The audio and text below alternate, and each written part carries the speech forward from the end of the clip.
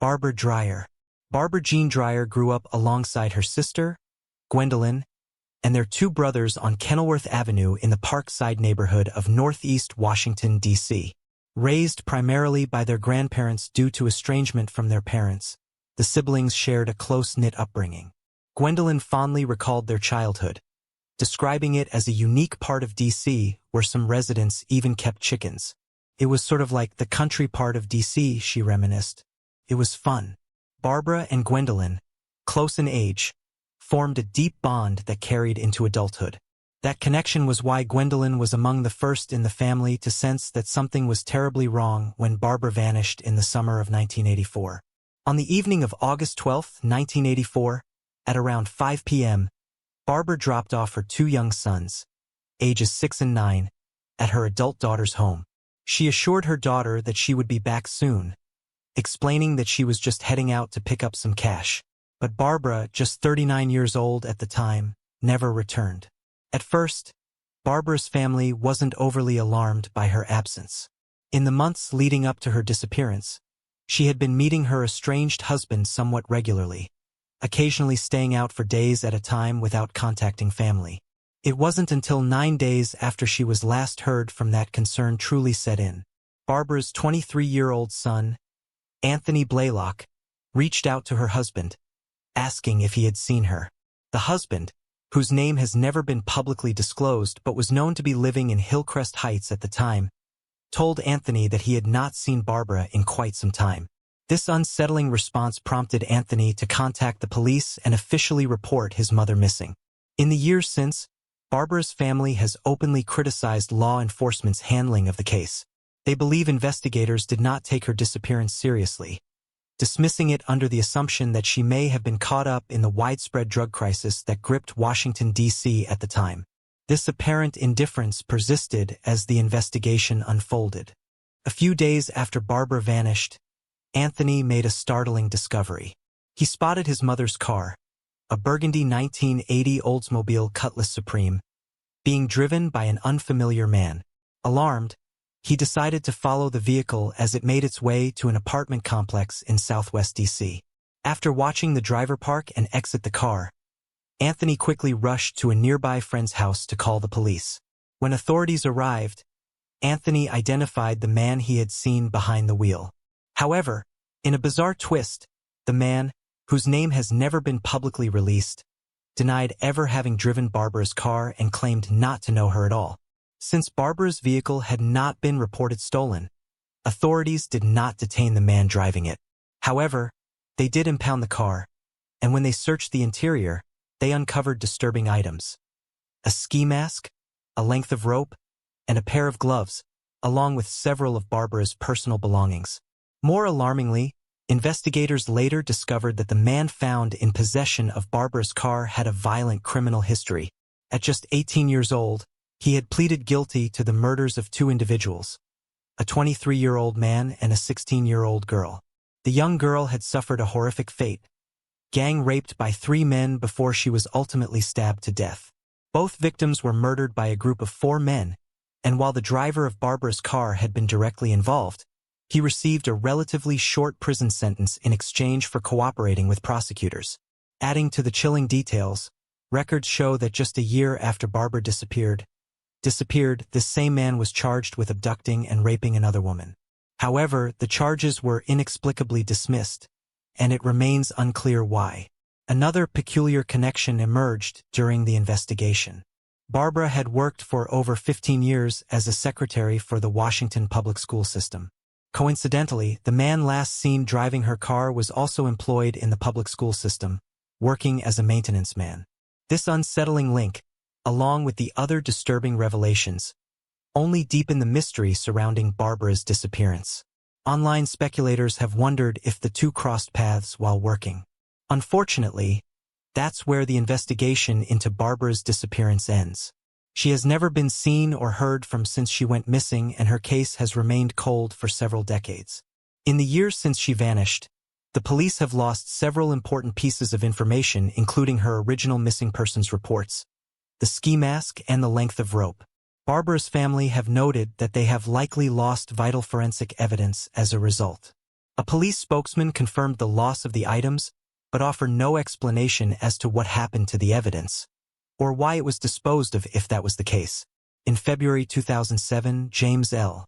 Trainum, a 17-year veteran of the D.C. Police Homicide Squad, spent hours trying to locate the original file and desperately searched for the physical evidence, but found neither the rope nor the ski mask.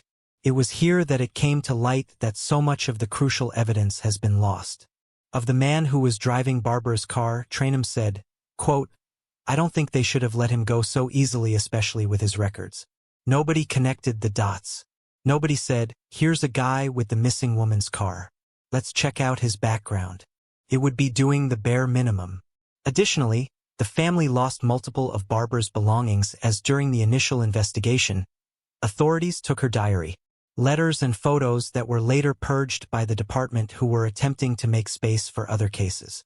Gwendolyn, who worked as an emergency services dispatcher at the time, said the detectives she worked with were not doing what they were supposed to be doing and, quote, "Every time I would see them and tell them something, they would not check it out." Understandably, she soon found herself losing faith in her colleagues. In February 2009, Barbara's image and story were included on packs of playing cards that were distributed to inmates. However, this led to no new breakthroughs in the case. A year later, a $25,000 reward was offered for anyone with information leading to an arrest and conviction in Barbara's case. But again, the case remained at a standstill.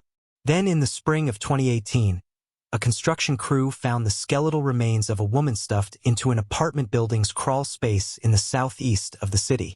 Further searches of the area turned up 2 more bodies which were buried in shallow graves beneath the building. 2 of the women had been shot while 1 had been beaten to death. All 3 were found just less than 1 mile from the apartment complex where Anthony tracked his mother's car. For a short time, investigators thought that one of these bodies belonged to Barbara and conducted DNA testing to prove it. However, the results were negative. In August year, the women were identified as 48-year-old Jewel King, 41-year-old Virgil Jefferson, and 43-year-old Dorothy Jean Butts. All 3 women had gone missing in February 2006, and their murders are still being investigated. After Barbara's disappearance, her children were raised by her sister Gwendolyn, although 2 of her sons are now deceased. Anthony, who works for the federal government, continues to search for answers in his mother's case alongside his aunt. Barbara was 39 years old when she disappeared from Washington, D.C. She was last seen around 5 p.m. on August 12, 1984, after dropping off 2 of her children at her adult daughter's home. She assured her daughter she would return soon but never did. Her vehicle, a burgundy 1980 Oldsmobile Cutlass Supreme, was later found by her son outside an apartment complex. However, despite the suspicious circumstances, the driver was never detained, nor was he thoroughly investigated. Barbara is a black woman with black hair, brown eyes, and pierced ears. She stands at 5 feet 2 inches tall and weighed approximately 130 pounds at the time of her disappearance. When last seen, she was wearing a green shirt with white trousers. If she is still alive today, she would be 76 years old. Bobby Jostinet. Despite his quiet and seemingly uneventful life, Branson Perry's disappearance would become one of Skidmore's most perplexing mysteries. On April 11, 2001, Branson was at home with a friend, cleaning up the house in preparation for his father's return from the hospital. At some point in the afternoon, Branson told his friend that he was going to take some jumper cables to a shed outside. He left the house and was never seen again. When his father returned 2 days later, Branson was nowhere to be found. His car, wallet, and personal belongings were left untouched, but there was no sign of him. At first, friends and family assumed he had gone off on his own, but as days turned into weeks, concern grew. A missing persons report was officially filed, and a search for Branson began. Over the years, various theories have emerged, some suggesting he was the victim of foul play, while others speculate he may have left voluntarily. The case remains unsolved, leaving his loved ones with more questions than answers. Jenna didn't think much of the 2 men at the time, as Branson seemed comfortable with them. He mentioned that he was going to take the jumper cables to a shed outside, a seemingly routine task. but after stepping out of the house, he never returned. Jenna left a short while later, assuming Branson had simply gotten distracted or left to run an errand. It wasn't until days later that his absence raised alarm. When Bob Perry returned home from the hospital, he found the house seemingly untouched. Branson's car was still there. His wallet and belongings remained, but his son was nowhere to be found. As the search for Branson intensified, strange details began to surface. The two men who had been working on Bob's car were identified, but neither provided any useful information regarding Branson's disappearance. What's even stranger is that weeks later, the jumper cables Branson had gone to put away were mysteriously returned to the shed. Despite numerous searches and investigations, Branson Perry's fate remains unknown. Some believe his assault just days before played a crucial role in his vanishing, while others suspect he may have been lured away by someone he trusted. To this day, his case remains open, leaving his family and the town of Skidmore desperate for answers. The circumstances surrounding Branson's last known actions remain unclear. According to most accounts, the 20-year-old told Jenna around 3 p.m. that he was going outside to put a pair of jumper cables in a shed near the house. But he never came back. His mother, Rebecca Kleinman, shared on the blog Bring Branson Home that Jenna saw him rush into the kitchen, grab something from a cabinet, and quickly head out the back door. When he returned, he refused to say what he had been doing and acted as if nothing unusual had happened. Not long after, Jenna went to take a shower. When she returned to the kitchen, she saw one of the men who had been working on Bob's car going through the drawers and cabinets. When she asked what he was looking for, he simply replied, "Nothing," before heading back outside. The two men were later questioned by police, but they were never officially considered suspects. They reportedly told investigators they never saw Branson after he went to the shed, despite the fact that he would have had to pass by them. The following day, Branson's grandmother, Joan Stinnett, stopped by the house and found the door unlocked. Even more unsettling was the fact that the house was empty. Concerned, Joan left, but later that night decided to call the residence, thinking Branson might have just been out for the day. However, the phone rang endlessly with no answer. She waited a few days before reaching out to Rebecca, who also hadn't heard from the 20-year-old in several days. Finally, when Bob was discharged from the hospital on April 17th, Branson was officially reported missing. Realizing that nearly a week had passed since Branson was last seen, authorities wasted no time launching an investigation. Ground search teams were quickly assembled, covering a 15-mile radius around his home on West Oak Street. Volunteers joined the effort, thoroughly searching fields, farms, ponds, rivers, wells, and abandoned buildings. Despite their exhaustive efforts, no trace of Branson was found.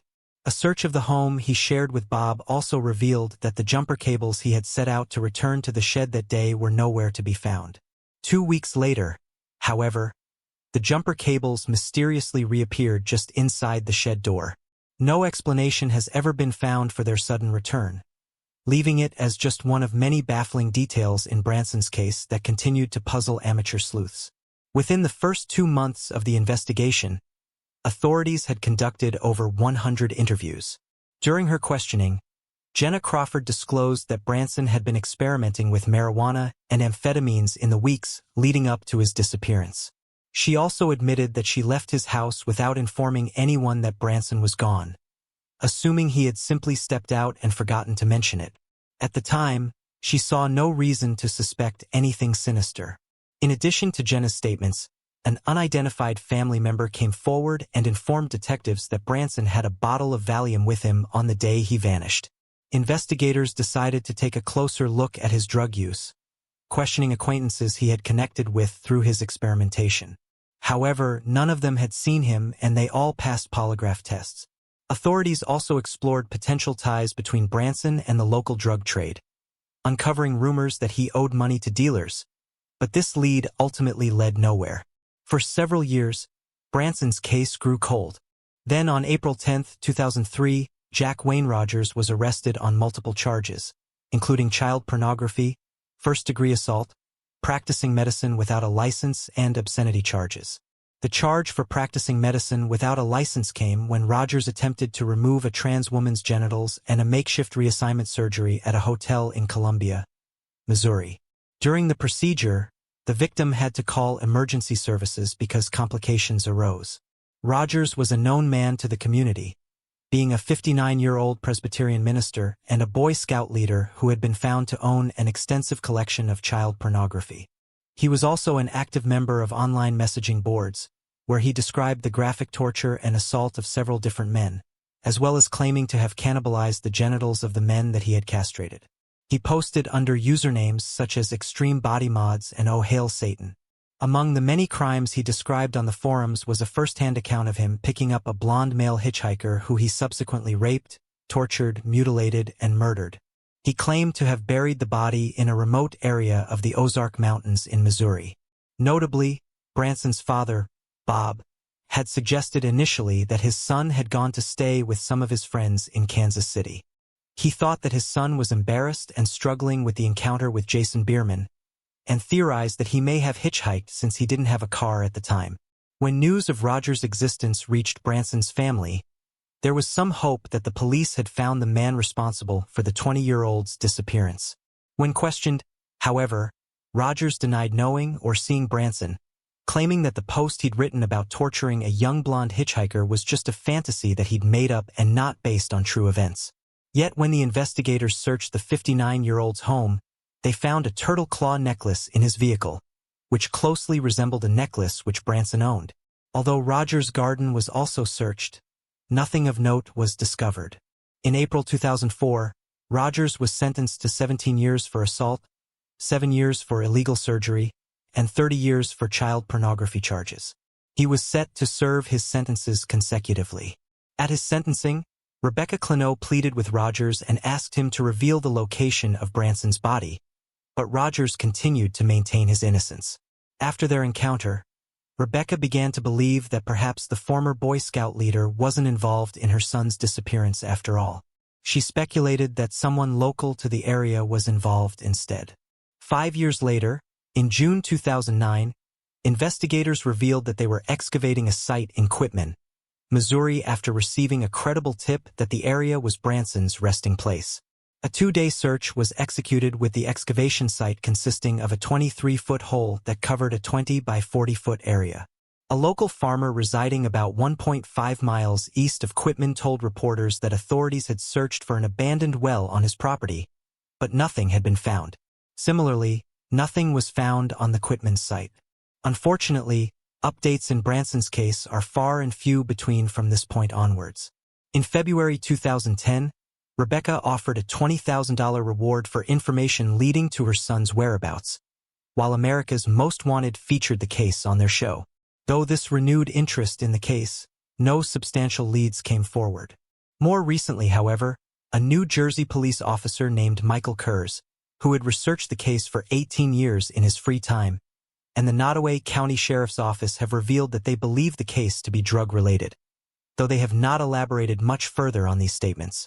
Furthermore, in February 2022, Branson's aunt, Gail McMurray, told News Press Now that she knew little of his drug use, but said that he admitted to her that he was using them and wished to stop. He was reportedly set to attend rehab just days after he went missing. Both Michael Kurz and the Nottoway County Sheriff's Office have also stated that though they have a strong suspect in the case, they do not have enough evidence to make an arrest and to press charges. Nottoway County Captain Austin Hahn told News Press Now, quote, "You want to make sure you have as much evidence as you can to get probable cause to make that arrest and to send a good, solid, fully investigated case up to the courts to hopefully get a conviction on that and get some justice in that case." End quote. He added that a body would likely need to be recovered before an arrest could be made, with Michael Kurz noting, quote, "It's difficult to make an arrest for a situation like a homicide without a body or without Branson's remains." End quote. Branson's aunt, Gail, also added, quote, "People don't want to come forward. Their lives are going to be in danger if they know who did it. Someone knows something. I promised his dad and grandparents that I would never give up on finding Branson." End quote. Tragedy has struck Branson's family on multiple occasions. In February 2004, 3 years after he went missing, Branson's 23-year-old heavily pregnant cousin, Bobby Jo Stinnett, was found murdered. Her killer had removed her baby from her body though, and thankfully, the child was later recovered unharmed. The murderer was found, arrested, and convicted. Later that same year, Bob Perry passed away. He never found closure or justice. Then, in February 2011, Rebecca Clenow died after a lengthy battle with melanoma. She was buried next to an empty plot which she'd saved for her son. Branson's empty plot has a headstone where his date of death is listed as April 11, 2001. And finally, aged 80, Joan Stinnett, Branson's grandmother, died in February 2015. Branson's extended family, including his cousins, aunts, and uncles, continue their search for answers, as do law enforcement officials, who have emphasized that the case remains open despite the passing of Branson's parents. The 20-year-old was last seen on April 11, 2001, at his home in Skidmore, Missouri. He is described as a white male, standing between 5 feet 9 inches and 5 feet 10 inches tall, with blonde hair and blue eyes. At the time of his disappearance, he weighed between 140 and 155 pounds with a lean yet strong build. Branson also has a faint scar on his upper right cheek, a small scar on his left knee, and a medical condition known as tachycardia. When last seen, he was wearing size 32 shorts, a medium to large size t-shirt, and necklaces adorned with arrowhead pendants. If he is still alive today, Branson would be 43 years old. Anyone with information regarding his disappearance is encouraged to contact the Nottoway County Sheriff's Office at 660-582-7451. Moving on to the next case. Adrienne Shelley. Adrienne Shelley was recognized for her work as an off-Broadway actress and for starring in independent films such as Trust, 1990, and The Unbelievable Truth, 1989. In the years that followed, she took on minor roles in various television shows, including Law and Order and Oz, while also securing significant roles in off-Broadway productions. Her final project before her passing was the comedy-drama film Waitress, which she wrote, directed, and starred in. The film received critical acclaim and, along with its cast, won 5 film awards in addition to earning multiple nominations. In 2015, Waitress was adapted into a Broadway musical, receiving a Tony Award nomination. Tragically, Adrienne never witnessed the success of her work, as she was murdered in November 2006 before the film's release in February 2007. She was found deceased on November 1, 2006, at approximately 5:45 p.m. in the Manhattan apartment she used as an office in Abingdon Square. Her husband, Andy Ostroy, discovered her body after growing concerned when she remained unreachable throughout the day. He had dropped her off at 9:30 that morning, and it was unusual for her to be out of contact for so long, particularly as she was anticipating important news about whether Waitress would be accepted into the Sundance Film Festival. Andy discovered Adrienne hanging from the shower rod in the bathroom, with a bedsheet wrapped around her neck. The post-mortem examination determined that her cause of death was neck compression, and that she had been deceased for 5 to 6 hours before being found. Initially, investigators believed the 40-year-old had taken her own life. However, Andy was not convinced. Adrienne had no history of depression or mental health struggles, and she had been enthusiastic about her film project. Moreover, she was a devoted mother to her 2-year-old daughter, making the idea of suicide seem implausible to those who knew her. Andy struggled to understand the investigators' conclusions, especially after noticing several suspicious details. Money was missing from Adrienne's purse, an unidentified shoe print was found on the toilet lid, and the door had been left unlocked. Unwavering in his belief that his wife did not take her own life, he publicly rejected the police's assessment. Before I continue, I want to remind you that only a small percentage of people who watch my videos are actually subscribed. So if you enjoy my content, consider subscribing. It's free and you can always change your mind later. Now let's move on with the video. Determined to uncover the truth, he pressured investigators to re-examine the crime scene and consider the evidence he had pointed out, hoping they would recognize the inconsistencies in their theory. Speaking to the media, he emphasized the importance of justice, stating that his daughter deserved to grow up knowing the truth about what really happened to her mother. investigators soon realized that Andy's suspicions were valid. They discovered that the shoe prints at the scene matched a man's size 8 Reebok Allen Iverson-style trainer. Footwear that did not belong to Adrienne, Andy, or any of the medics who had responded. As detectives continued their investigation, they began interviewing people who knew Adrienne and eventually learned about an aspiring writer who had been persistently trying to get her to read his screenplay.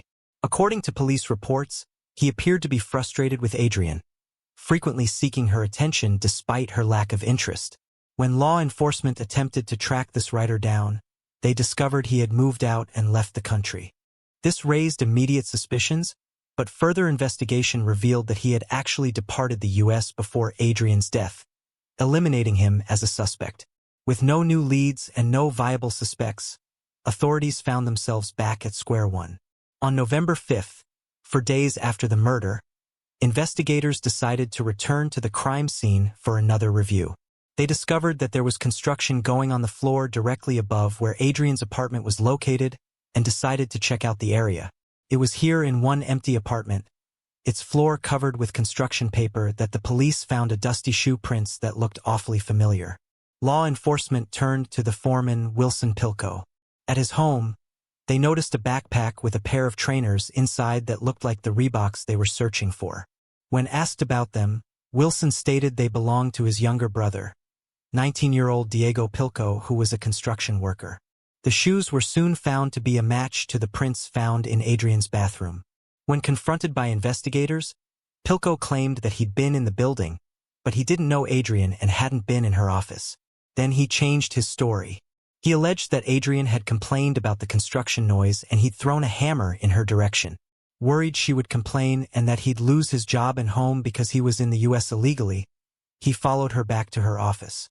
He claimed that Adrienne hit him first, and then he had retaliated by punching her in the face and knocking her to the ground. She had subsequently hit her head on the way down and was knocked unconscious. Believing he had killed her, Pilko staged the hanging in the bathroom. However, investigators knew this story was incorrect because Adrienne had not suffered a blow to their head, and her cause of death was neck compression.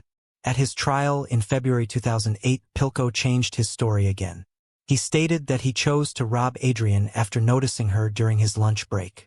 However, when she caught him in the act, he attempted to silence her by covering her mouth, causing her to lose consciousness. Afterward, he wrapped a bedsheet around her neck and strangled her. Pilko then dragged Adrienne's body to the bathroom and staged the scene to resemble a suicide. Pilko later pleaded guilty to first-degree manslaughter and was sentenced to 25 years in prison without the possibility of parole. Since he was in the U.S. illegally, he will be deported to Ecuador upon completing his sentence. Moving on to the next case.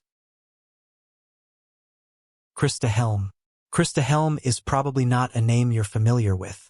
As a struggling actress in Hollywood during the 1970s, her career mostly consisted of small roles in shows like Wonder Woman and Starsky and Hutch.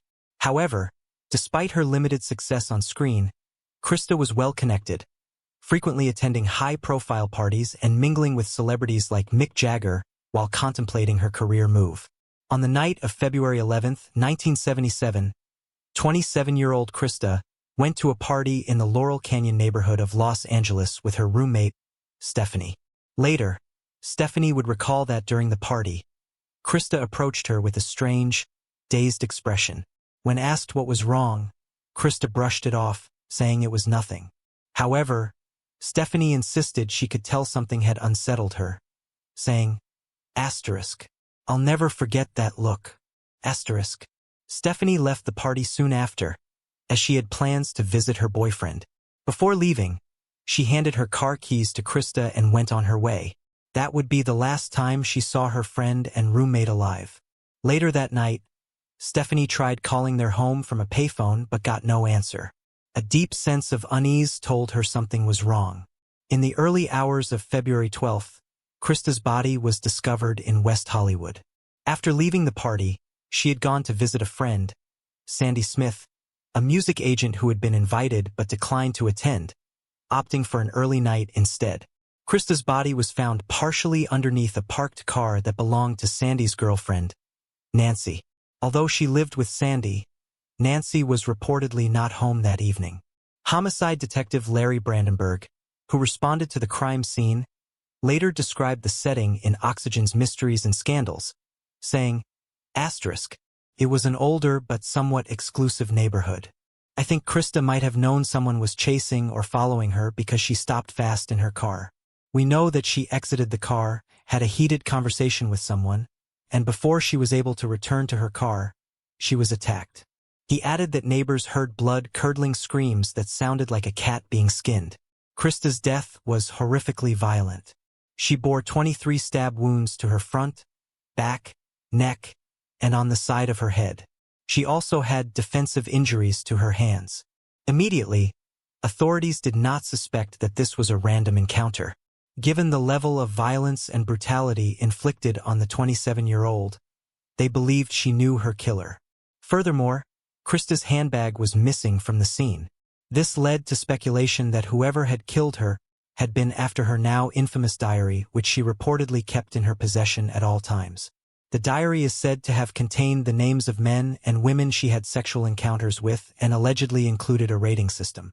Many of Christa's friends were aware of her diary, and some had even warned her against keeping it, fearing it could put her in danger.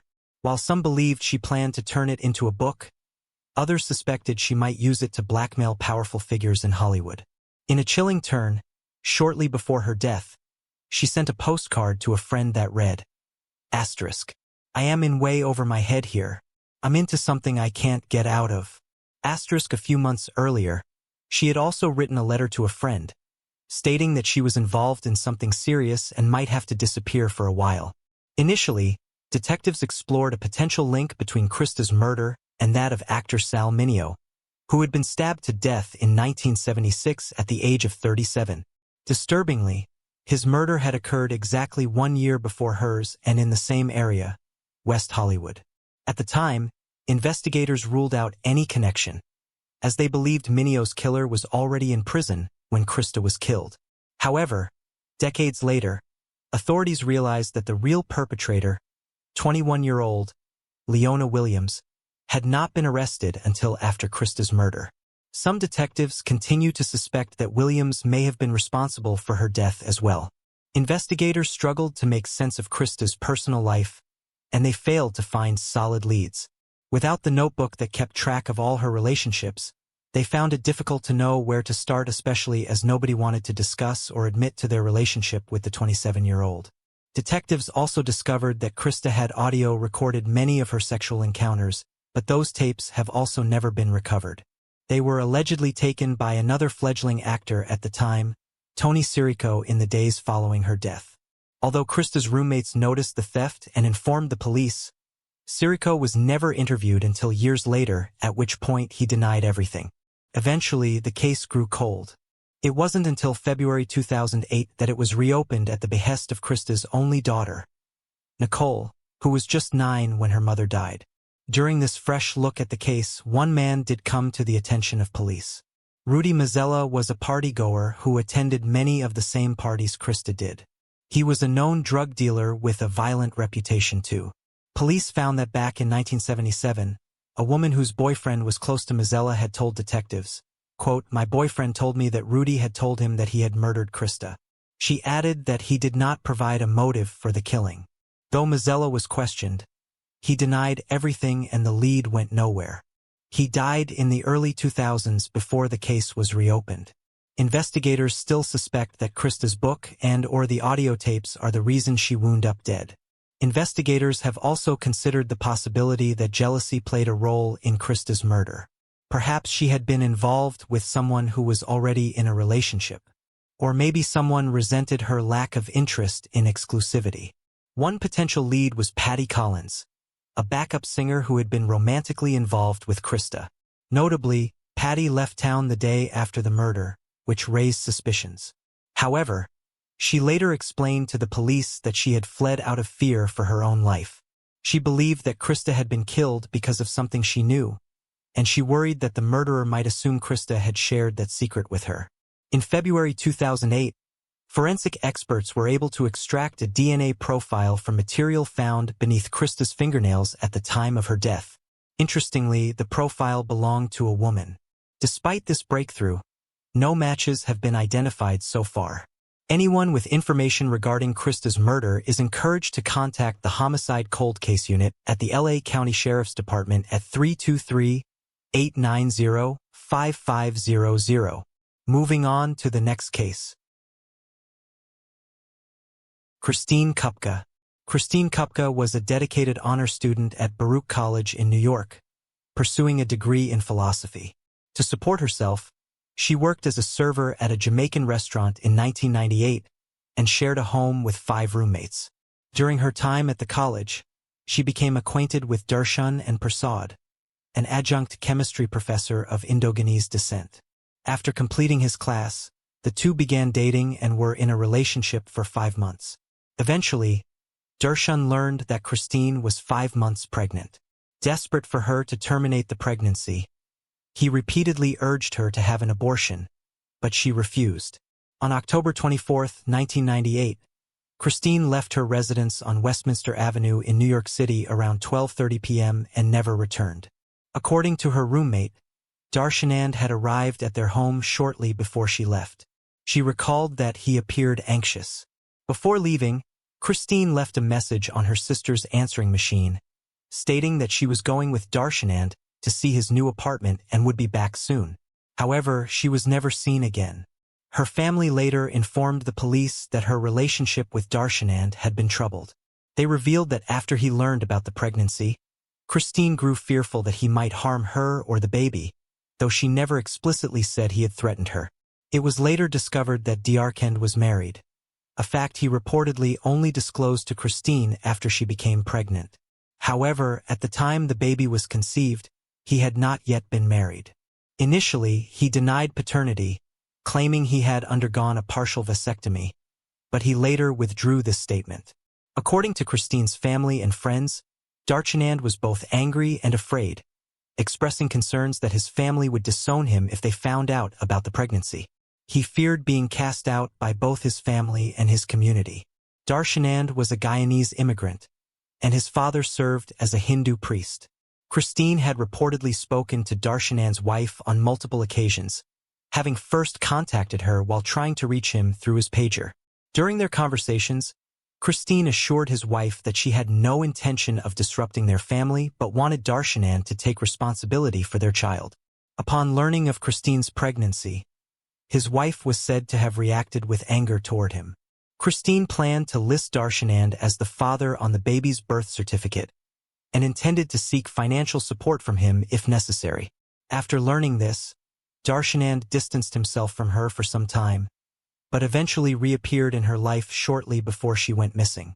He claimed that his family had disowned him and that he was staying with a cousin. During this period, he seemingly embraced the pregnancy, suggesting baby names and even offering to be a birthing coach.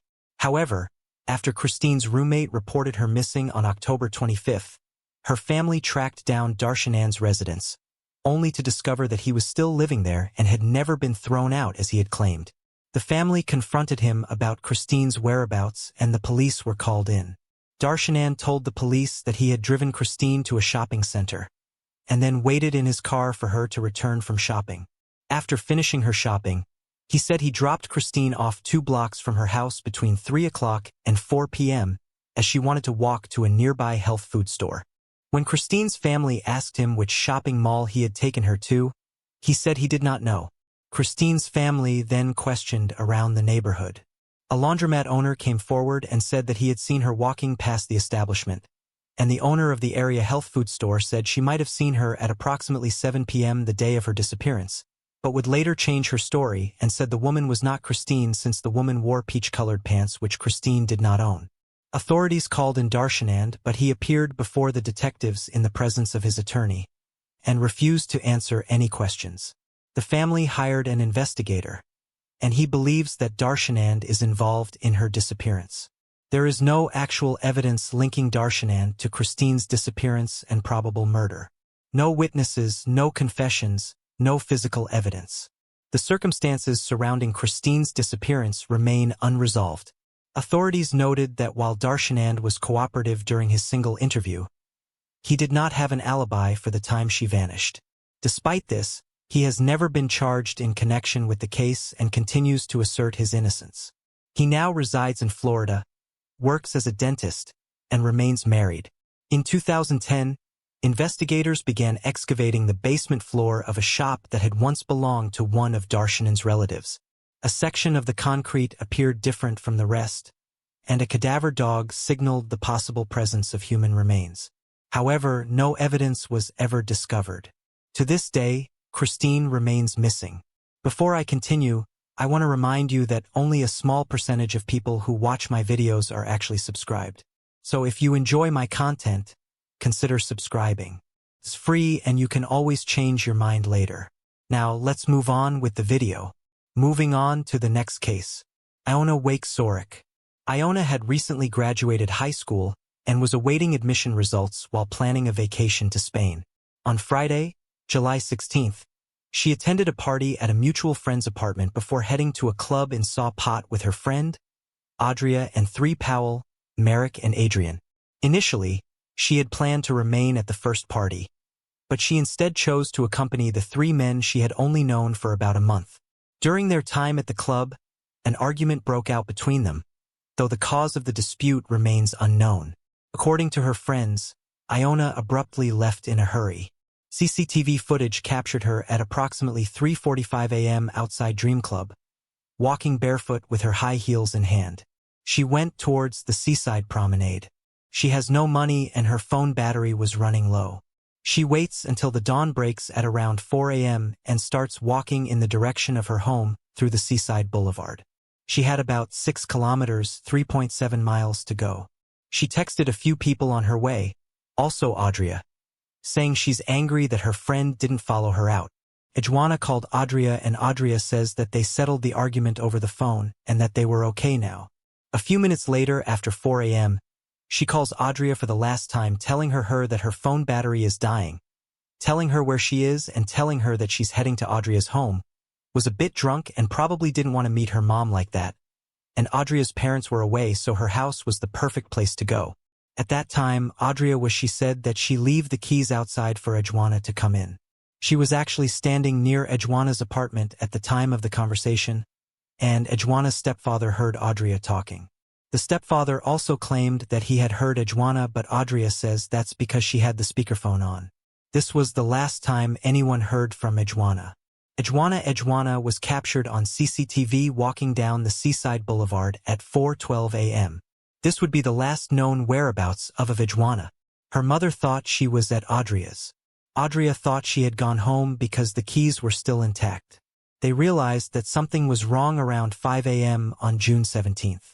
In the surveillance footage at the beach, it is clear that a certain distance behind the girl, there is a man in a plaid shirt with a towel on his shoulder walking.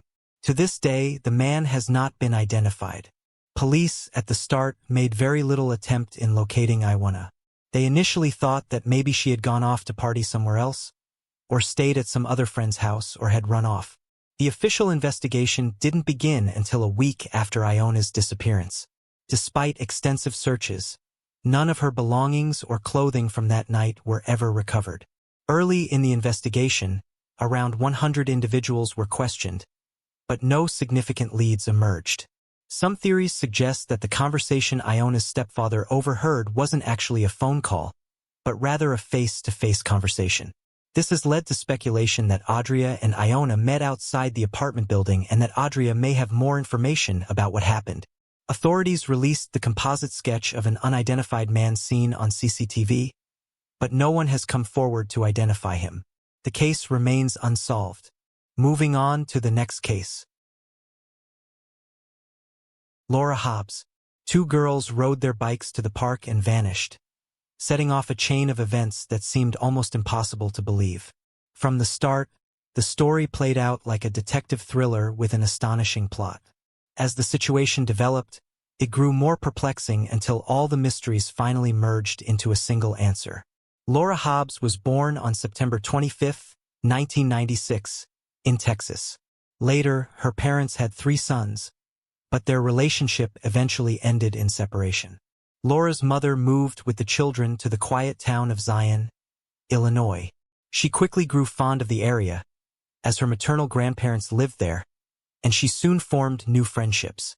Additionally, Zion was located along the shores of Lake Michigan, a place she loved visiting with her family. In February, when Laura was 8 years old, her father chose to reunite with his wife and become part of the children's lives again. He moved from Texas to live with the family. A few months later, on Sunday, May 8th, they celebrated Mother's Day. Laura, her brothers, and their parents spent the day at the lake, enjoying the occasion and flying kites. They had a wonderful time, and later, Laura wanted to take a walk with her best friend, 9-year-old Crystal. The two girls attended the same school and lived nearby. When Laura moved to Zion, they quickly bonded and became inseparable, spending nearly all their free time together. They would visit each other's homes, play near their houses, and ride their bikes. Whenever Laura's mother didn't allow her to go out, Crystal would come to her window, and they would chat. That day, they decided to take their bikes and ride to the park, which was just a few hundred yards from their homes. The girls often visited the park since it was nearby and featured a long bike trail. Despite their young age, their parents felt comfortable letting them go, as both were familiar with the area, and serious crimes in the town were extremely rare. They left around 3 p.m., planning to return in time for dinner. However, as the hours passed, their parents began to grow concerned. By 7 p.m., when Laura and Crystal still hadn't come home, their families decided to head to the park to call them back. To their shock, the girls were nowhere to be found. They walked along the bike path calling their names, but there was no response. Soon, other family members joined in the search, growing more anxious with each passing moment. The search continued throughout the park and into the surrounding neighborhood streets, as family members desperately hoped to find the girls. Hours passed with no sign of them, and as darkness began to set in, concern turned to fear. By 9 p.m., the parents realized that something may have happened to Laura and Crystal, contacting them to contact the police. Law enforcement quickly joined the search efforts, enlisting the help of volunteer organizations, search dogs, and several dozen volunteers. As word spread about the missing girls, local residents also stepped in to assist. The police concentrated their search in the park, as that was where the girls had planned to go. Speaking with children who lived along the route from their homes to the park, officers confirmed that Laura and Crystal had passed by, stopping briefly to chat before continuing on their way. Meanwhile, investigators went door to door in the neighborhood, hoping someone had seen the girls that evening. They also began distributing flyers with details about their disappearance, determined to gather any possible leads. With each passing hour, the fear that something terrible had happened to the girls grew stronger. Night had fallen, and despite the town-wide search, there was no sign of Laura or Crystal. The search continued relentlessly, stretching into the early morning hours. By around 4:30 a.m., the police decided to pause briefly, but Laura's father and grandfather refused to stop. Determined to find the girls, they headed back to the park and decided to split up to cover more ground. At around 6 a.m., as the first light of dawn appeared, Laura's grandfather suddenly heard a cry and rushed toward the sound. He found Laura's father, who stood frozen in shock. He had discovered the bodies of Laura and Crystal. The girls lay hidden off the bike path, concealed by thick undergrowth. Laura's father immediately realized they were dead, as their bodies were covered in blood and showed severe injuries. Without hesitation, he called the police, who arrived swiftly to the scene. After examining the bodies, forensic experts concluded that the girls had died from multiple stab wounds, likely inflicted with a knife. Laura had suffered 20 such injuries, while Crystal had 11. The horrifying news sent shockwaves through the small town, where violent crimes were almost unheard of. Now, residents were confronted with the grim reality that an unknown attacker had brutally murdered 2 young girls just a few hundred meters from their homes. Determined to find the perpetrator, the police focused all their efforts on the investigation. Their initial suspicions fell on Laura's father, Jerry. Authorities found it suspicious that he had discovered the bodies alone, despite the park having already been searched by officers and volunteers. As they looked deeper into his past, they uncovered a troubling criminal history. Jerry had been involved in various offenses, ranging from drug-related charges in his youth to violent assaults. One particularly alarming incident had occurred in February 2001, which ultimately led to his wife taking the children and moving to another state. At the time, while they were still living in Texas, an argument between Jerry and his wife had spiraled out of control. The incident took place in front of their home when 3 passing men noticed the heated argument and stepped in, believing Jerry's wife was in danger. Enraged by their interference, Jerry ran to grab a chainsaw and began chasing them. The men eventually managed to subdue him and hold him down until the police arrived. As a result, Jerry was charged, and a year later he was sentenced to 10 years of probation. Part of the conditions required him to check in regularly with his probation officer, but he failed to attend one of these appointments. Because of this violation, his probation was revoked, and he was sentenced to 18 months in prison. He was released just a few weeks before the tragic deaths of his daughter and her friend and had traveled to Zion almost immediately after his release. To the police, his history of aggressive behavior made him a strong suspect. However, they lacked concrete evidence or a clear motive. Instead, they invited him in for questioning. Jerry agreed to go to the station, where investigators gradually began pressing him about his possible involvement. During more than 20 hours of questioning, Jerry initially denied any in the deaths of his daughter and her friend. He repeatedly insisted that he had nothing to do with it, claiming that after he and his wife realized Laura hadn't returned home, he went out searching for her. He said he continued looking until he eventually found the girls' bodies in the park. However, as the interrogation went on, his story began to change. Under relentless pressure from detectives, Jerry eventually started to confess. He claimed that on that evening, he had indeed gone to the park and seen Laura with Crystal. Angry that his daughter had gone out without permission, he scolded her and demanded that she come home with him. When Laura refused, he grabbed her arm in an attempt to take her back. She resisted, and Crystal intervened, insisting that he leave Laura alone. According to Jerry, Crystal then pulled out a small knife from her pocket and pointed it at him. Jerry flew in a rage. He seized the knife and repeatedly stabbed both girls before leaving their bodies in the overgrown section of the park and walking away. The following morning, he allegedly discovered the bodies and reported it to the police, hoping to divert suspicion away from himself. During his confession, Jerry was in tears, but he signed his admission statement and repeated it on camera. The revelation sent shockwaves through the community, leaving the girls' families devastated. No one could have imagined that Laura's own father was responsible for the horrific crime. However, his wife later told the police that she had always been aware of his violent tendencies, given his history of criminal offenses. Despite his confession, Jerry was arrested and held in prison as he awaited trial. Soon after, the prosecutor announced plans to seek the death penalty. However, as preparations for the trial dragged on, unexpected developments in the case began to emerge. Jerry was assigned a lawyer, and he abruptly changed his stance, now claiming he had nothing to do with the murders. He insisted that his confession had been coerced, given under immense pressure from detectives who had interrogated him for over 20 hours. He further alleged that the officers had threatened both him and his family, and had even subjected him to physical mistreatment. At the time, he had gone more than 2 days without sleep, and was in a deeply distressed state after discovering his daughter's body, struggling to cope with his grief. According to Jerry, the police told him that if he simply confessed to the murders, they would let him go and allow him to rest. He claimed that had essentially fed him the details of the crime, constructing a plausible scenario and pressuring him to repeat it.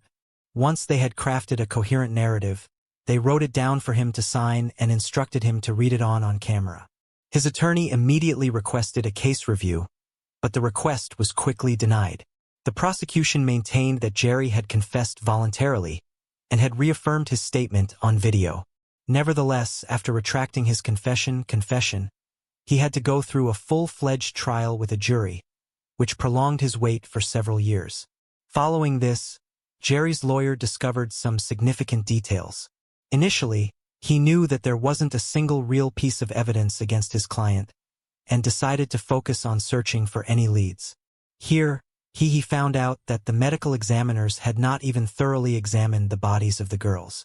They had conducted all the standard procedures like taking swabs, collecting debris from under the girl's fingernails, and so on. However, after storing these samples in the refrigerator, no one had considered analyzing their contents. The lawyer pushed to have all these pieces of evidence examined in an independent laboratory. The prosecution tried to obstruct his efforts, but he succeeded in February 2008.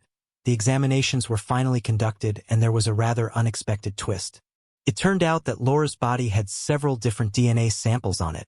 There was foreign skin under her fingernails and male semen found on her clothes and in 3 places on her body. Simple analysis revealed that none of this belonged to Laura's father. It all pointed to a completely different man. This discovery unequivocally indicated that Laura had been sexually assaulted. As for Crystal, they did not find any foreign DNA on her body, but no one doubted that she was killed by the same person. Jerry's lawyer immediately requested his client's release from prison and a dismissal of all charges. However, District Prosecutor refused to acknowledge the new evidence, claiming that it meant nothing. In his opinion, the presence of foreign DNA on Laura's body could have been entirely coincidental. He argued that young couples regularly visited that park for intimate encounters, and he believed that this was why male semen ended up on the girl's body, possibly from the grass or bushes. Even the fact that some biological samples were found inside the victim's body didn't seem to faze him. Despite the absurdity of this version, Jerry remained in prison, awaiting the start of his trial. Nevertheless, the lawyer managed to get the DNA sample entered into the FBI's database. But there were no matches. All he could do was wait and hope that the perpetrator would be caught sooner or later, because there was no hope for reasonableness from the prosecution's side in Jerry's case. Let's fast forward 4 years and miles away from Zion. A 20-year-old woman named Amanda Snell, who had recently joined the military, lived in the military base in Arlington, Virginia. She decided to enlist because there were many military members in her family. Alongside her service, she occasionally helped a local church near the base. There, she taught children with autism and other developmental differences. Amanda quickly realized that she wanted to pursue this professionally and planned to get the necessary education after her military service. On July 13, 2009, she didn't report for duty, immediately raising concerns among her fellow service members. They went to a room, knocked on the door, but received no response. They discovered that the door was unlocked and entered. The room was impeccably tidy. The bed was made, and her belongings were neatly in place. But Amanda was nowhere to be found. Only after they opened the closet did they come across a horrifying sight. Amanda's lifeless body lay in an unnatural position with a pillowcase over her head. Initially, the medical examiners couldn't determine the cause of death, but they later concluded that Amanda died of suffocation. Her death had occurred over a day before her body was discovered. There were no signs of trauma on Amanda's body, nor was there any evidence of sexual assault. The only notable detail investigators discovered was that her laptop and tablet were missing from her room. When speaking with Amanda's parents, detectives learned an interesting fact. She suffered from severe headaches, and when the pain became unbearable, she would sometimes retreat to a dark room and cover her head with a pillowcase. Given that Amanda was found in her closet with a pillowcase over her head, investigators considered the possibility that her death had been a tragic accident. However, they didn't rule out the possibility of murder. Near the entrance of her closet, they found a men's shoe print, but they were unable to determine who it belonged to. With no definitive answers, investigation remained open as detectives continued searching for a potential suspect. Then, in February 2010, a 26-year-old woman from Arlington exited a metro station and began walking toward her boyfriend's home. As she made her way down the street, a stranger suddenly approached her, brandished her gun, and ordered her to get into his car. Despite the assailant grabbing her arm and brandishing a knife, the woman managed to break free. She threw her purse as a distraction and fled toward her boyfriend's house. Upon hearing her cries, he and his friends rushed onto the street and called the police. By the time they did, the assailant had already fled. Nevertheless, the woman could provide a detailed description of his appearance. She also remembered the model of his car, a beige Dodge Durango. Based on the victim's description, a composite sketch of the suspect was created, and the police began their search. 2 weeks later, on February 27th, 2 women from Arlington were returning home after spending the evening with France. When they stood at their doorstep, an unknown man approached from behind, brandishing a gun, and demanded their wallets. After the women informed him they had no money, the assailant forced them inside the house and bound their hands. At one point he left the room, and one of the women managed to free her hands. She grabbed a phone and dialed 911. However, the man swiftly returned, snatched the phone, and smashed it against the wall. Subsequently, he grabbed one of the women, took her out to his car, and drove away. After covering some distance, he raped her, taped her head with duct tape, and strangled her with a scarf until she lost consciousness. She later regained consciousness in the snow by the side of the road when passers-by found her. She was taken to the hospital, where the police promptly arrived. The woman provided them with a description of the attacker and mentioned the model of his car, a beige Dodge Durango. Remarkably, just 2 hours before this attack, another woman had reported to the police. She told them that a man matching the same description and driving the same type of car had approached her on the street. He had attempted to coerce her into his vehicle, but she had used her stun gun on him and managed to escape. Investigators realized that they were dealing with a serial and highly dangerous criminal right in their midst. They focused their efforts on the vehicle, as it was easier to trace through databases. The police visited all owners of such cars, and soon they got lucky. During the inspection of one of these vehicles, they discovered a student ID belonging to the same woman who had been left to die in the snow, along with her earring. Inside the car, they also found the same type of tape used to bind her head and a stun gun. The owner of the car turned out to be a 21-year-old named Jorge Avila Torres, who was serving in the military at the very base where Amanda Snell's body had been found several months earlier. Moreover, he lived in the same building as her, just a few floors below. During the search of his room, investigators found a pistol he had purchased less than a month ago, along with numerous rounds of ammunition. On his computer, they discovered a significant amount of explicit videos depicting violence and cruelty.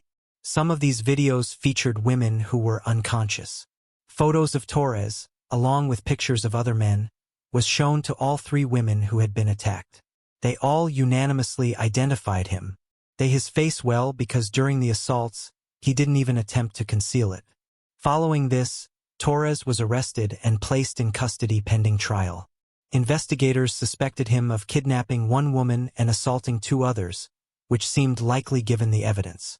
However, they faced another problem when they began to suspect Torres of Amanda's murder. There wasn't a single piece of evidence linking him to the crime. So, detectives devised a clever plan. They planted an informant in his cell, someone willing to wear a wire and engage him in conversation. Surprisingly, this tactic worked remarkably fast. Within a week, Torres started confessing to his crimes. He openly boasted about killing Amanda, stating he did it just because the opportunity presented itself. He added that he did it for the adrenaline and provided a detailed account of how he placed her body in the closet. Torres also mentioned that after the murder, he had to meticulously clean her room to erase any traces. However, unknowingly, he left behind a piece of evidence during the cleanup.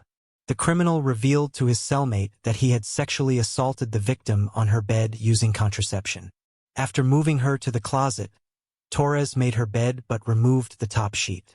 However, he left the mattress pad, which the police immediately sent to the laboratory. Their experts found a tiny sample of male semen that matched Torres's DNA perfectly. Furthermore, Torres let slip to his informant that he had a pair of Nike sneakers that he kept in his car. Crime scene analysts seized the shoes and compared the sole pattern to the footprint found outside Amanda's closet. The sole pattern was an exact match. As a result, Torres was formally charged with murder, and he remained in custody awaiting trial. Meanwhile, a sample of his DNA had been uploaded to the FBI's database, and now we return to Zion. Several weeks after the sample was added to the database, local investigators got a perfect match between Torres's DNA and the semen samples found on Laura Hobbes's body. What followed was even more astonishing. It turned out that Torres was originally from Zion and was friends with the older brother of the second murdered girl, Crystal. This connection confirmed that both Laura and Crystal knew Torres, a fact corroborated by other kids in the area. At the time of the girls' deaths, Torres was just 16, and the police hadn't considered him a suspect at all. They were solely focused on Laura's father, who had spent 5 years in jail awaiting trial. Once the DNA match was found, Jerry's attorney demanded his client's immediate release and the dropping of all charges. This time the prosecutor couldn't argue against it, as the discovery of Torres's semen on Laura's body eliminated the possibility of her father's involvement. After his release, Jerry announced his intention to sue the police and authorities for coercing a false confession from him and making him spend 5 years of imprisonment. They quickly realized they had no chance of winning this case. And in the event of a loss, they'd be held accountable for their misconduct and incompetence. So they offered him a settlement, which he accepted, receiving nearly $8 million. As for Torres, the legal process in Virginia 4 years after his arrest. He refused to admit guilt, but the jury unanimously found him guilty. He was sentenced to death for Amanda's murder, and for the attempted abduction of 2 other women, and the kidnapping of a third, he received 5 life sentences, plus 168 years in prison. Immediately after this, he was extradited to Illinois, where the trial for the murders of Laura and Crystal began. Initially, he denied his guilt, and his lawyer tried to argue that the semen found on the victim wasn't enough to prove his client's guilt. However, Torres was eventually presented with a deal. He was already facing the death penalty, and even if that were delayed for decades, as it often happens, he would never walk free. So, the criminal agreed to confess to the murders in exchange for an additional 100 years in prison and a transfer to a different facility, as he felt his life was in danger at his current one. The terms of the deal didn't require him to reveal all the details. It was sufficient for him to admit to the killings. As a result, Torres remains behind bars, awaiting the execution that has yet to occur. As for the police officers who coerced Jerry into signing a false confession, none of them faced any consequences. Jerry himself couldn't fully return to a normal life. He began using drugs and was arrested for resisting arrest, subsequently escaping from custody and receiving a 2-year prison sentence. He also couldn't reunite with his family and chose to live in Texas. After his release, Jerry gave an interview in which he admitted that the coerced confession had irreparably damaged his life. When asked why he had agreed to confess, he responded, "I found my daughter dead. They didn't even need to try to break me. I was already broken." Ultimately, both the local police and the county prosecutor's office faced well-deserved criticism from the national media and the public. Had they not fixated on a single suspect and instead conducted a thorough investigation, they would have had a far greater chance of catching the real perpetrator much sooner. Instead, their tunnel vision inadvertently allowed the killer to take another woman's life and attack 3 more victims. And those are just the cases that came to light. Moving on to the next case. Donna Greybel. In 1995, Donna Greybel endured relentless harassment in the form of nonstop phone calls. For 6 months, in Billerica, Massachusetts, she waited as her phone rang every 90 minutes, day and night, totaling no fewer than 2,688 calls. Each time she answered, she was met with nothing but a rush of air, followed by a click and a dial tone. There was never anyone on the other end. Desperate for answers, Donna reached out to the local police, who traced the calls to a home in suburban Potomac belonging to Feuder and Elizabeth James. However, the Jameses were completely innocent, and the real culprit turned out to be something far more unusual: a heating oil tank in their basement. The tank had not been in use for years, but its original manufacturer, Stewart Petroleum, had installed an auto-dialing device designed to call the company when the oil level was low. Malfunctioning after nearly a decade, the device had been repeatedly dialing Donna's number by mistake. The number was disconnected, but in February of 1995, Donna Greybel set up her own 800 number for a business she ran from her home. She got the same number Stewart Petroleum once used to receive calls from their auto-dialing device. Shortly thereafter, The device on the oil tank reactivated and started making a non-stop series of calls to Greybel's residence. Nobody is certain what brought the oil tank to life. Harold Herman, a Bell Atlantic cable maintenance supervisor who traced the calls, said it might have been a power surge or a lightning strike. In the end, she was contacted over 2,000 times by an inanimate object. Melissa Trembley. A girl went out for a walk and disappeared under mysterious circumstances. The police quickly joined the search, uncovering a series of eerie clues along the way. Despite their efforts, the case remained unsolved for 30 years. However, investigators eventually managed to crack it, revealing a shocking truth. Yet, even after the case was solved, some questions remain unanswered, leaving parts of the story still shrouded in mystery. Melissa Trembley was born on March 1, 1977, in Lawrence, Massachusetts. Just a month after birth, her biological parents gave her up for adoption, and she was welcomed into the home of Jeanette and Robert Trembley. Melissa grew up in Salem, New Hampshire, where she was an energetic and lively child. Her interests included fashion, singing, and reading, and she quickly made many friends at school. She also spent a lot of time at the Boys and Girls Club of America. At the age of 9, Melissa's life was shaken when her adoptive parents divorced, and her father became absent from her life. Later on, her mother, Jeanette, began a relationship with a man named Robert, but they did not live together. On September 11, 1988, when Melissa was 11, her mother took her to Lawrence to meet Robert. They often frequented a local bar, and since there was no one else to care for Melissa, Jeanette would bring her along. While her mother socialized inside the bar, Melissa would often play outside, with the only rule being not to venture too far from the bar. She spent time on the nearby streets, unaware that this seemingly mundane day would soon take a tragic turn. Because her mom frequented the bar, Melissa had become acquainted with some of the local kids and would often play with them. That particular day, she spent most of her time outdoors, periodically checking in with her mom. At one point, the bartender made her some popcorn, and Melissa told him she'd come back for it soon. However, she never returned to collect the snack. By 4 p.m., Jeanette started to grow concerned as hours had passed without hearing from Melissa. She went outside to check her car, but there was no sign of her daughter. Jeanette and Robert immediately began searching the area, going down street after street, but they couldn't find any trace of Melissa. They spent several hours looking, and by 9 p.m., Jeanette decided to call the police. Officers quickly joined the search, but by the time they arrived, it was already dark, and there was still no sign of Melissa. The difficulty of the search was compounded by the darkness, but the police persisted through the night. They also considered the possibility that Melissa had run away. But her mother firmly rejected this theory, stating that Melissa was afraid of the dark and would never venture off on her own. By the next day, there was still no sign of her, and the search continued without success.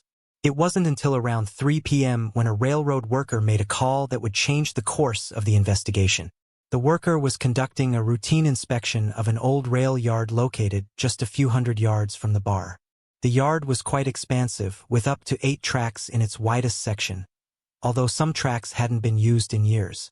The area was filled with empty boxcars, and between 2 of them, the worker noticed something odd. As he approached, he realized it was a human body, prompting him to immediately call the police. Detectives arrived on the scene and quickly identified the body as Melissa Trembley. In addition to the fact that she had been reported missing the day before, a card with her name from the Boys and Girls Club was found in a purse near her body. Melissa's body was found on tracks that were still in use, and one of her legs had been severed. Initially, it seemed as though a passing train might have been responsible for the injury, given the section of track was active. However, the lead detective quickly began to question this theory after observing several details that didn't align with it. For one, Melissa's purse, which contained a card with her name, was found nearly 20 yards away from her body. It seemed unlikely that a train accident could have thrown the purse that far. Additionally, the detective noticed a significant number of footprints and blood drops near the purse, which suggested that Melissa may have been attacked at that location before her body was moved to the tracks. This raised suspicions that the assailant had staged the scene to make it appear as though she had died in a train accident. Another important clue was the specific location where Melissa's body was found. It was an area that didn't seem like an accident site, but rather a place that might have been chosen intentionally to mislead investigators. The old rail yard, known for being a secluded spot frequented by homeless individuals and people using illegal substances, became a point of interest for the detectives. They wondered if someone from that community might have been involved in Melissa's death. As the body was sent for examination, police focused on collecting clues and speaking with potential witnesses to piece together the timeline of events. The first witness they interviewed was an employee from the railroad company. He recalled seeing a girl matching Melissa's description near the tracks the day before her body was found. Concerned about her safety, he asked her to leave, and she complied, walking away from the area. Next, detectives interviewed a woman who lived near the bar where Melissa's mother had been. She was familiar with Melissa, as her children had become friends with her, and Melissa often visited their home. On the day she went missing, Melissa had come by to invite the woman's children to play, but when the woman informed her that her children were grounded and couldn't go out, Melissa left on her own. The breakthrough came when detectives spoke to another witness, whose statement provided the first real lead in the case. The witness who had seen Melissa talking to a man near the rail yard provided a crucial lead in that he described the man as being large, unkempt, around 30 years old, with dark hair and a large beard. The van he was driving was brown, old, and rusty. With this information in hand, the police began canvassing the area, looking for similar vehicles and gathering more details about the man in question. Meanwhile, the medical examiner's findings ruled out the train as the cause of death. They determined that Melissa had suffered numerous bruises and 3 fatal stab wounds. There was no evidence of sexual assault and no foreign biological material was found on her body or clothes. The stabbed wounds were inflicted by someone who used their left hand, which suggested that the killer was likely left-handed. Reclassifying the case as a homicide, detectives honed in on the only solid lead they had: the description of the van and the man who had been seen with Melissa shortly before she went missing. The search for the suspect intensified, but they still faced significant challenges in connecting the dots. The police concentrated on finding similar vehicles in the area, but repeatedly hit dead ends. The challenge was that even if they found the right van, linking its owner to the murder would be nearly impossible without a confession. DNA analysis was not impossible without a confession. DNA analysis was not yet in use, and there were no additional pieces of evidence, like Melissa's belongings or fingerprints, likely to be found in the van. The police also kept trying to find new witnesses.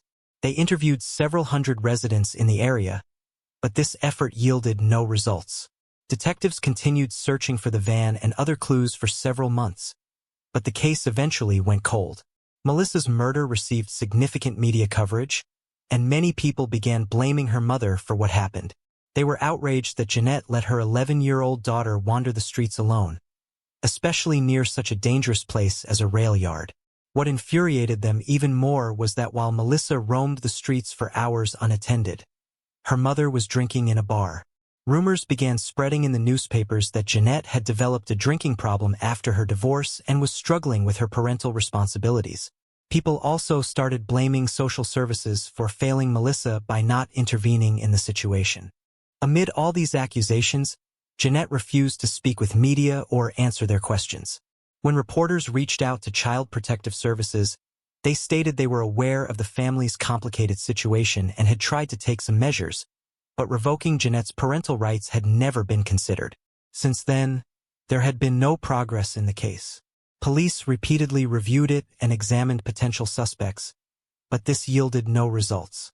In 2000, 12 years after the murder, investigators identified their first potential suspect, Tommy Lynn Sells. He confessed to 22 murders, and investigators in Melissa's case found that many details of his crime closely matched those of her murder. Moreover, Tommy resembled the van driver seen with the girl, and he often spent nights in empty boxcars while traveling across various states. Detectives began investigating his possible involvement in Melissa's murder, but they eventually concluded that he was unlikely to be responsible. They couldn't find any evidence placing Tommy near Lawrence at that time. Instead, they determined he was probably in another state. The case remained cold for several more years until 2013 when detectives unexpectedly obtained a new lead. They arrested a man from Lawrence for an unrelated case, and during questioning, he suddenly claimed to know some details about Melissa Trembley's murder. The man said that in 1988, when he was just 13, he used to steal cars for a living. He spent a lot of time on the streets looking for suitable vehicles, and on the day Melissa disappeared, he saw a girl resembling her. She was sitting on the steps of that same bar, and next to her was a man named Mike. The witness knew Mike, but his family had warned him to stay away from that man because of his questionable reputation. The boy walked past them, and about 10 minutes later, on his way back, he saw the girl leaving the bar with Mike. At some point, another man whom the witness didn't recognize approached them, and the three of them continued walking together. The police asked the witness why he had remained silent for 25 years. He replied that at the time, he didn't want any unnecessary contact with the police. However, when he learned about Melissa's murder and realized he might have seen her, he asked his brother if he should tell someone, but he advised him to stay quiet. However, the detectives immediately found a serious contradiction in the story. According to the witness, he saw the girl on the bar steps when it was already dark outside, but Melissa was reported missing around 4 p.m. when it was still daylight. Given that all the bar patrons and staff were aware of her disappearance, and her mother had been searching for her for hours, the detectives found it highly unlikely that Melissa could have been right outside the bar without being noticed. The police considered the possibility that the witness had either seen a different girl or his account was inaccurate. Despite this, they investigated Mike for potential involvement, but made no progress. Nevertheless, the witness's story brought renewed attention to the old case, and in February 2014, it was reopened. By then, DNA analysis was widely used, and the police hoped that experts could find some new clues by re-examining all the available evidence. They examined Melissa's clothing and other items, but found no foreign DNA. However, there was something else among the evidence. Samples taken from under Melissa's nails, collected in case she had scratched. The experts analyzed these samples and indeed found traces of foreign skin, which were promptly sent to the lab. But there was a new problem. Experts were able to extract a DNA profile of an unknown male, but it was only partial. It wasn't enough to get a match in the database, but the investigators were determined not to give up. Sometime later, they reached out to a company specializing in genetic genealogy. The company analyzed the sample and began searching for potential matches in available databases. This was a challenging task because they had to work with a partial profile, which made it impossible to identify the person with absolute certainty. Nevertheless, through meticulous work, they managed to find a possible distant relative of the sample's owner in the databases. This led them to a specific family with the last name McClendon. Detectives began investigating the members of this family, trying to determine who might have committed the crime. This process took several years due to the primary challenge: the lack of a complete DNA profile to definitively prove the guilt of any family member. Therefore, investigators carefully examined who among them could have been in Lawrence in 1988, matched all the criteria like age and so on. Eventually, they focused on two brothers, one of whom was Marvin McClendon.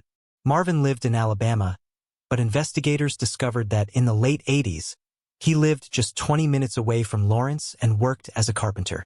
Digging into Marvin's past, they learned that he frequently visited a church located just a few hundred yards from the bar where Melissa was last seen. Marvin had also worked as a prison guard for about 30 years, but with breaks, one of which occurred in 1988. The intriguing findings didn't stop there. Police found that Marvin owned an old brown van during those years, which he used for work. Despite this, Marvin had no criminal record, aside from numerous traffic fines for not wearing a seatbelt. He had been married twice, but both wives had left him. He had 2 sons from his first marriage, but was not actively involved in their lives. Finally, Marvin was left-handed, unlike all his close male relatives. While detectives were investigating this suspect, Melissa's mother passed away in February 2015 at the age of 70. She had struggled with a severe illness for a long time and never found out who killed her daughter. After gathering all the information on Marvin and checking his other relatives, detectives concluded that he was the most likely perpetrator. In 2021, they went to Alabama to question him about that time in the late 80s. Eventually, they brought up the murder of Melissa Trembley, and Marvin claimed he had nothing to do with it. When told that DNA from one of his close relatives was found on the victim, Marvin suggested that the killer might be his brother. That same year, Marvin voluntarily provided his DNA sample, but experts still couldn't establish a complete match. The partial profile from under Melissa's nails only indicated that Marvin was either closely related to the killer or was the killer himself. However, investigators who had already examined all his close male relatives knew that none of them could have committed the crime, leaving Marvin as the prime suspect. They also understood that without a full DNA match, it would be extremely challenging for the prosecution to secure a conviction. As a result, they spent another year trying to find any additional clues. Detectives also checked Mkhy, the man whom the 13-year-old boy claimed to have seen with a girl resembling Melissa on the bar steps. After obtaining his DNA sample, experts determined that it didn't match the skin particles found under the victim's nails, ruling him out as a suspect. They visited Marvin several times, asking him various questions, and in April 2022, they finally decided to arrest him. Despite his continued claims of innocence, Marvin allegedly made a suspicious remark during his arrest. He told one of the officers, "At least I got to enjoy 20 years of my pension." Marvin, who was 74 years old at the time, was sent to jail awaiting trial. The judge had to place him under constant protection because other inmates quickly learned about his charges and the fact that he had worked as a prison guard. Without DNA from someone in Marvin's family was found under the victim's nails, but none of his close relatives had the opportunity to commit the crime. As for distant relatives, a match with their DNA would be less evident, and experts could easily see the difference. They also pointed out that in 1988, Marvin frequently visited a church on the same street as the bar, owned a similar van, and matched the description given by a witness who saw a girl near his vehicle. The trial began in December 2022. Marvin's lawyer immediately focused on the lack of a complete DNA profile of the perpetrator, claiming that without it, his client's guilt couldn't be confirmed. The defense then called two experts. One was a forensic specialist who testified that, based on crime scene photos, she couldn't confirm that the killer was indeed left-handed. The case took a dramatic turn when the jury deliberated for nearly a week but ultimately failed to reach a unanimous verdict. Some jurors believed that without a complete DNA profile, they could not definitively convict Marvin, which led the judge to declare a mistrial on December 27th. The prosecution, however, wasted no time and announced plans for a retrial, scheduled for September 30th, 2024. As the trial approaches, Marvin remains in jail. At 76 years old and suffering from various health problems, there is concern that he may not live to see the end of the new trial. If the court fails to convict him again, there is a real possibility that Marvin could be released, leaving Melissa's murder unresolved and the truth about what happened to her still hidden. The case continues to hang in the balance, and the question of whether justice will ever be fully served remains uncertain. Mkhy Bush. A young family moved into a quiet, peaceful apartment complex, thinking they had found the perfect place to start their new life. However, just days later their world would be turned upside down. What unfolded next shocked the entire country. Though the case was resolved quickly, its aftermath left a lasting impact, prompting crucial changes in the law. Mkhy Bush was born on February 13, 1997, in the Canadian province of Alberta. She grew up surrounded by love, with her parents and a younger sister, whom Mkhy was incredibly close to. Her sister saw Mkhy as a role model, and their bond was unbreakable. Mkhy was known for her cheerful, energetic, and kind nature, qualities that naturally drew people to her and helped her make many friends throughout her life. One of Mkhy's greatest passions was ice skating. From a young age, she and her parents would frequent local rinks, where Mkhy's love for the sport blossomed. As she grew older, skating became a central part of her life. During high school, Mkhy met Cody, a boy who would soon become an important figure in her life. They started dating, and their relationship seemed to promise a bright future together. It didn't take long for Mkhy and Cody to realize that they were meant to spend the rest of their lives together. After graduation, they began making plans for their future as a couple. Mkhy, driven by her desire to help others, found a job at a charity organization, where she poured her heart into her work. Inspired by her passion for making a difference, she decided to pursue a career in healthcare. In 2017, Mkhy enrolled in a local college to earn her nursing degree, which she successfully completed. After graduating, she returned to her beloved job at the charity center, eager to continue her mission of helping those in need. But life had more surprises in store for her. Not long after settling into her career, Mkhy discovered she was pregnant. She and Cody were thrilled by the news, and Mkhy in the very place where they shared so many fond memories, on the ice rink. In 2020, their happiness was complete when they welcomed their son, Noah, into the world. They began to build their life together as a family, with Cody working in pipeline construction, a job that had him traveling across Canada frequently. Despite the challenges of his constant travels, the couple was determined to create a loving home for Noah, filled with the same warmth and joy that had marked their relationship from the beginning. With Cody's new job, the family moved to a small town called Hinton. It was a more remote area. But for the first time, Cody's job no longer required him to travel constantly, allowing the family to settle down and spend more time together. In early September 2021, Mkhy, Cody, and their son Noah moved into a new apartment in a quiet residential complex on the outskirts of town. At 24 years old, Mkhy was settling into her new routine, and Noah, just 16, was starting to adjust to life in the peaceful town. They were excited about their new home, which was surrounded by nature and parks, offering a peaceful retreat from the hustle and bustle of everyday life. On September 16th, Cody left for work as usual, and Mkhy stayed home to care for Noah.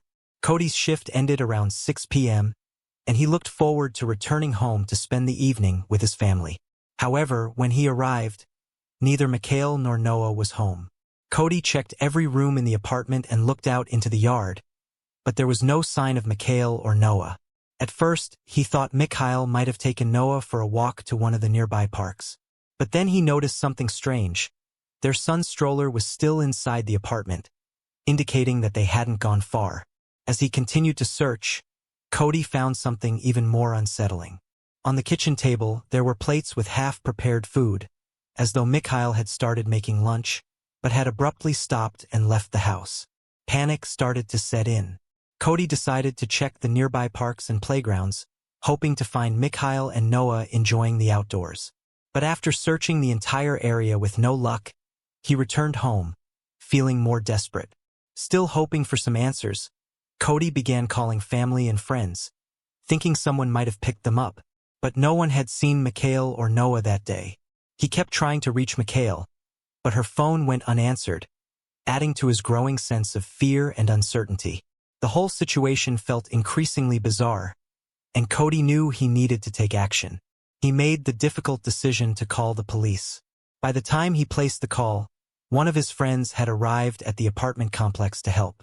Together, they searched the area once more, hoping to find some sign of Mkhy and Noah, but there was still no trace of them. It seemed as though Mkhy had vanished into thin air. The police arrived shortly after and immediately joined the search. They methodically checked the apartment complex, the wooded area behind it, and the nearby streets. Officers began going door to door, questioning residents in hopes of uncovering any clues that might shed light on Mkhy and Noah's disappearance. After hours of searching, their persistence paid off. A neighbor finally came forward with a crucial piece of information. The neighbor had seen a woman who resembled Mkhy running away from the complex earlier that day. The woman wasn't screaming or calling for help, and notably, her son wasn't with her. The strange sighting only deepened the mystery of Mkhy and Noah's sudden disappearance. The police decided to follow up on this lead and asked the complex manager for access to the CCTV footage. They reviewed hours of recordings but couldn't find any sign of Mkhy. But then something completely unexpected caught their attention. Around noon, the same neighbor who claimed to have seen Mkhy was captured on camera carrying 2 large garbage bags out of the building. The police went straight to the dumpster to examine the contents of those bags. When they opened one, they were met with a horrifying sight.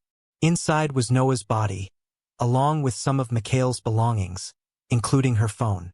This discovery immediately changed the course of the investigation. Detectives knew they had to proceed carefully, as Mkhy's whereabouts were still unknown. They suspected the neighbor was directly involved in the crime and decided to search his apartment. But there was a problem. The man lived right next door to Mkhy's apartment, where Cody and other family members were waiting. The 2 apartments shared a wall, and the police were concerned that what they might find inside the neighbor's apartment could trigger an uncontrollable situation. To avoid this scenario, the officers came up with a plan. They asked Cody and his family members to temporarily leave their apartment, explaining that investigators needed to. What they didn't tell Cody was that his son's body had just been discovered only a few dozen yards away. As soon as Cody left, the police went straight to the neighbor's apartment. They requested permission to search the unit, and the man voluntarily agreed. When investigators reached the bathroom, they found Mkhy. Her body was lying in the tub, completely unclothed. After this heartbreaking discovery, the neighbor, 53-year-old Robert Major, was immediately arrested, and detectives now had to piece together what had happened inside that apartment.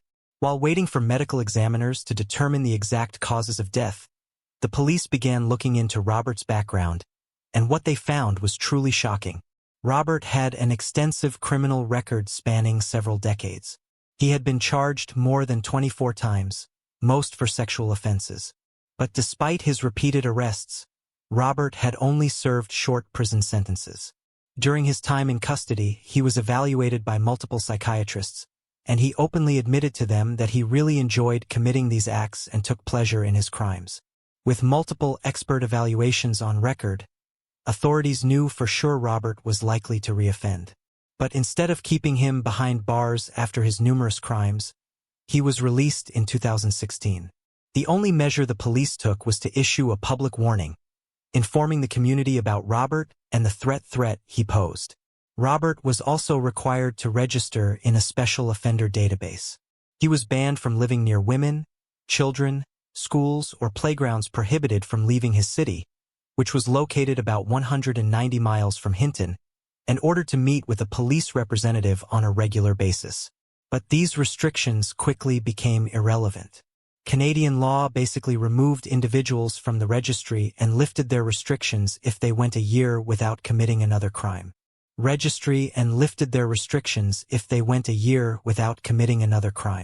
Because of this, Robert fell off the radar of law enforcement several years before the tragedy.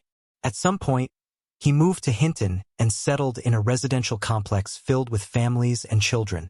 None of the local police officers were aware of his criminal history. The management of the apartment complex, even if they wanted to, had no way of accessing this information, let alone the residents themselves. Medical experts soon completed their examination of the bodies, while Robert, shortly after his arrest, gave a partial confession, and his words shocked even the most seasoned investigators.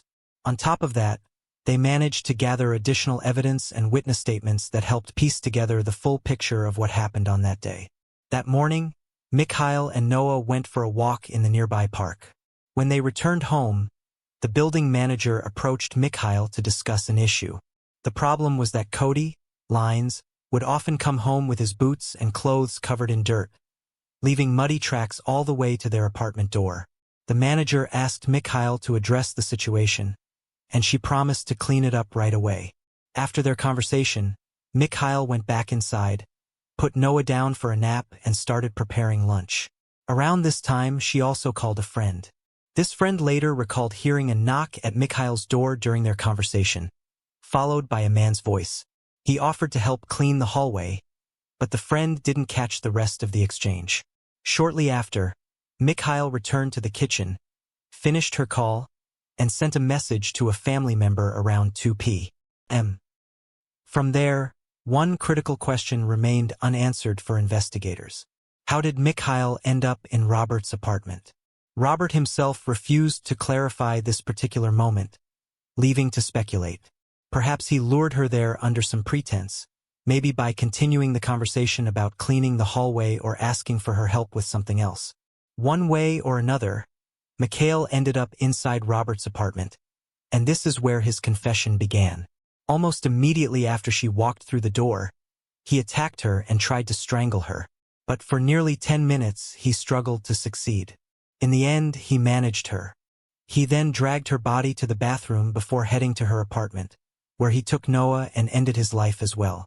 After committing these horrific acts, Robert placed Noah's body, along with Mkhy's clothes and belongings, into garbage bags and dumped them in a container outside the building. It seemed he had no further plan as Mkhy's body was simply left in the bathroom. Although, he tried to mislead investigators by claiming that Mkhy had run off from the complex, possibly hoping that police wouldn't think to look inside his apartment. As for his motives, they remain unclear. The details of the case, including the full account of his confession, were never made fully public. Investigators shared only bits of information with media, leaving room for speculation. The reason behind Mkhy's murder was relatively straightforward. Not only did Robert find satisfaction in causing harm, but he also killed her with the intent of SA. However, Noah's murder was more perplexing. Investigators suggested that Robert may have killed him out of fear that Noah could identify him. Another theory is that Noah woke up and started crying, which may have scared Robert, thinking the noise could draw attention from the neighbors. One way or another, Robert's main motive became crystal clear through his numerous conversations with psychiatrists. He simply took genuine pleasure in harming others, especially those who were physically weaker than him. It's worth noting that even prison didn't stop him. During one of his previous sentences, Robert assaulted a cellmate, which led to additional charges. With news of this case spread across the country, many were horrified, not only by the brutality of the crime but also by the fact that such a dangerous man had been allowed to live freely. Public outrage grew even stronger when details of what happened during the trial came to light, but more on that later. Robert openly admitted to psychiatrists that he enjoyed committing such crimes, and all of them agreed there was a very high likelihood he would do it again. But despite this, he was released back into society, and eventually, authorities stopped monitoring him altogether. The residents of that complex had no way of knowing about his criminal past either. Even if he had remained on a sex offender registry, the system in Canada works very differently than in the US. In Canada, only law enforcement officials can access the registry, not the general public. This left many Canadians outraged as the laws prioritized protecting the privacy of a family had moved into that complex just 15 days before the tragedy, only to become victims of a man who lived literally next door. This devastating injustice pushed Cody and the rest of the family to fight for change. They became actively involved in drafting a new piece of legislation named in Noah's memory. The main goal of the bill was to ensure that repeat offenders are monitored for their entire lives, not just for a short period after their release. The bill that was proposed sought to create a public registry of offenders like Robert, making it easier for people to check if someone with a criminal past was living in their neighborhood. The intention was to prevent future harm and give communities a sense of security. Robert, however, didn't try to deny his guilt. He admitted to his crimes and was sentenced to life in prison. Despite being behind bars for the rest of his life, Robert expressed a disturbing belief that he was still a good person, despite his past actions. In the end, he was sentenced to life in prison, but with the possibility of parole in 25 years. If he lives that long, he would be 78 years old by the time of his eligibility for parole.